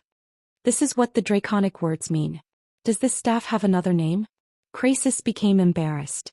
Compared to the elven magic that humans worshipped, Croesus instinctively felt that the magic of the ancient dragon race was more authentic and original. In order to make the staff look high-end, Croesus added a paragraph of draconic words before handing it over. He thought that no one would understand, but who knew that Duque would say it out loud? Croesus was surprised and pleasantly surprised. "Sir Marcus, you know draconic words?" A little. In reality, Duque didn't know **T. The system only translated 2 words for him. The truth of the matter was that the unique design of the staff had evoked the memories of a veteran player. The entire staff was white in color. The head of the staff was a chess-like horse's head, and on both sides of the horse's head was a pair of raised wings. There was a mysterious arcane power lingering at the tip of the staff, causing 4 white mithril-shaped ornaments that looked like kite shields to revolve clockwise around the staff. Below it was a very Alliance-style ribbon, and then there was a brown handle and a translucent prismatic blue magic crystal at the end of the staff. Back in the day before Duque traveled to this world, he had farmed countless days and nights on the battlefield to get this cool staff. Suddenly obtaining this magic staff, Duke actually had a kind of uncontrollable excitement. It was full of memories. My years. My youth. This reminds me of the days when I got the staff and ran towards the sunset in the wild, hunting down the horde. Kill. Or be killed. Honor kills or be killed by honor kills. He still remembered the crazy days when a silly vice leader called Two Swords was killed by the horde at 3 in the morning while picking up girls in the game. Then the guild mobilized 400 people to go online and fight the horde. He still remembered. I digressed. Once people traveled to another world, it was easy to recall the past. At this time, Croesus asked, "Sir, do you have any special information about the Red Dragon Queen being captured?"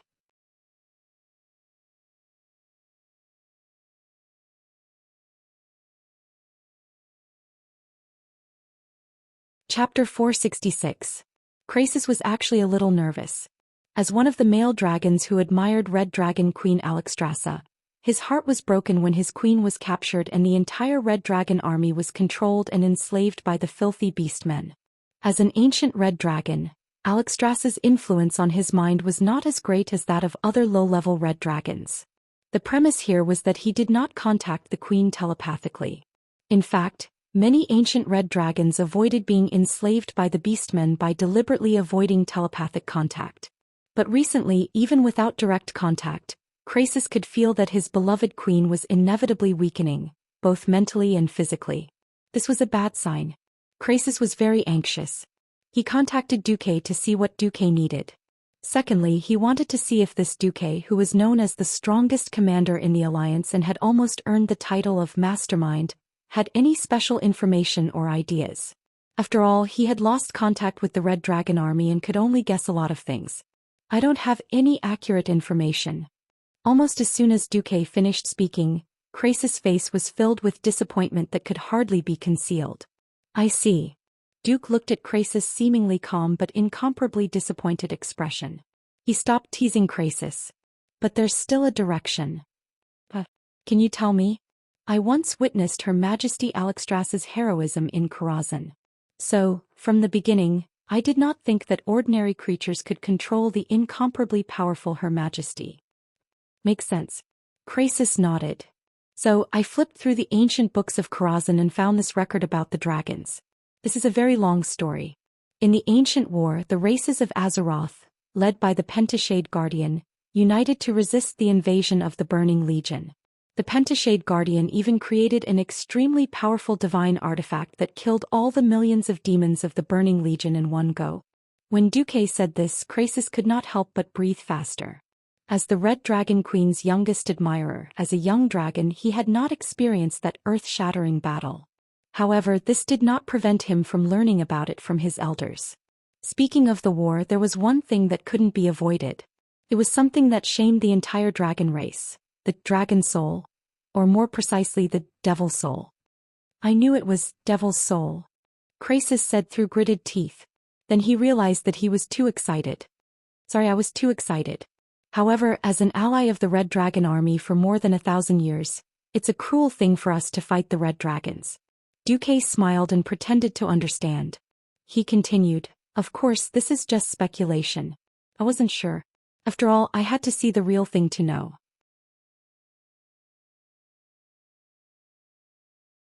However, what I'm thinking is that if it's the demon's soul, I have to inform the other dragon kings to deal with this matter because I'm worried that this is a conspiracy by the Wing of Death, Nesario. The speaker had the intention and the listener had the intention. Even if a certain red dragon still didn't know that the other party was a transmigrator who was even more of a fraud than a fraud, it still didn't prevent a certain dragon from having a good impression of fraud. Krasis became more and more certain that Duque had a very good chance of successfully saving Alexstrasza. Marcus, what are you going to do? Du shrugged. I'll just play it by ear. This answer made Krasis want to vomit blood. If it were someone else, Krasis would have definitely slapped them into the wall with Dragon Claw Swipe. However, the one in front of him was Duque, known as the most far-sighted and wisest sage and commander in the entire alliance. Moreover, because the real dragons had an almost infinite lifespan, he had more spare time than other great mages to study trivial matters, such as the rise of Duque. Krasis found that Duque had the temperament of a fraud. In particular, Duque's ability to see through appearances was even rarer. The conspiracy that the Burning Legion's shaman had painstakingly hidden for hundreds of years was actually seen through by a young man. If this wasn't talent, then what was it? Even though it was a bit irrational, Krasis's intuition told him that betting on Duque was the right choice. Krasis bowed deeply to Duque. Thank you for your frankness, sir. You didn't have to tell me at all. No. You're also half a master to Ronin. I'm just telling you not to worry. Ronin. Krasis felt a bit strange when Ronin was mentioned. Even though he had been secretly training Ronin so that he could master the technique of sneaking into grim battle, he still felt strange when Duque suddenly asked for him. He forgot that a fraud was a fraud. Sorry, actually, I dreamt of Ronin and Her Majesty Alexstrasza. I think this is a sign from the goddess of fate. I did some research and it turns out that there really is a mage named Ronin in the Dalajan, so well, that's it. If you don't think it's suitable, I can give up on summoning Mage Ronin. Krasis was dumbfounded, but he soon accepted it. A sign of fate. Such a high-end and mysterious power. When Krasis connected the fact that Duque had miraculously defeated Sardras, he couldn't help but wonder if Duque was the so-called child of fate. Alright, it just so happens that Ronin committed a crime. Even though he's currently in detention and under investigation, he's probably willing to use this method to prove himself. Not to mention that he's working with the Alliance's hero, Duke Marcus. I just hope that he won't be so careless and drag you down with him. Don't worry.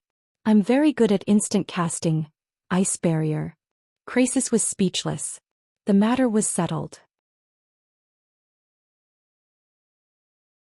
Half an hour later, in a room in a side tower of Violet Castle, a mage was waiting for his latest punishment. He looked about him with boredom. There was a brocade hanging on the thick stone wall in front of him. The violet area in the middle was embroidered with a complicated golden eye that seemed to be able to see through everything in the world. Below the eye were 3 golden daggers pointing to the ground. This flag of the Dalajan, this symbol had always been raised high during the war, fulfilling their mission to protect the Alliance, even though not every Kirin Tor member fulfilled their mission with honor. He was a little anxious because the latest news was that he was actually connected to one of the Alliance's 2 heroes, Duke Marcus. He wasn't sure if this was a blessing. You're tuning in to the Zhou Xian's Legacy YouTube channel. Don't forget to subscribe and join us on this journey to catch the most captivating stories.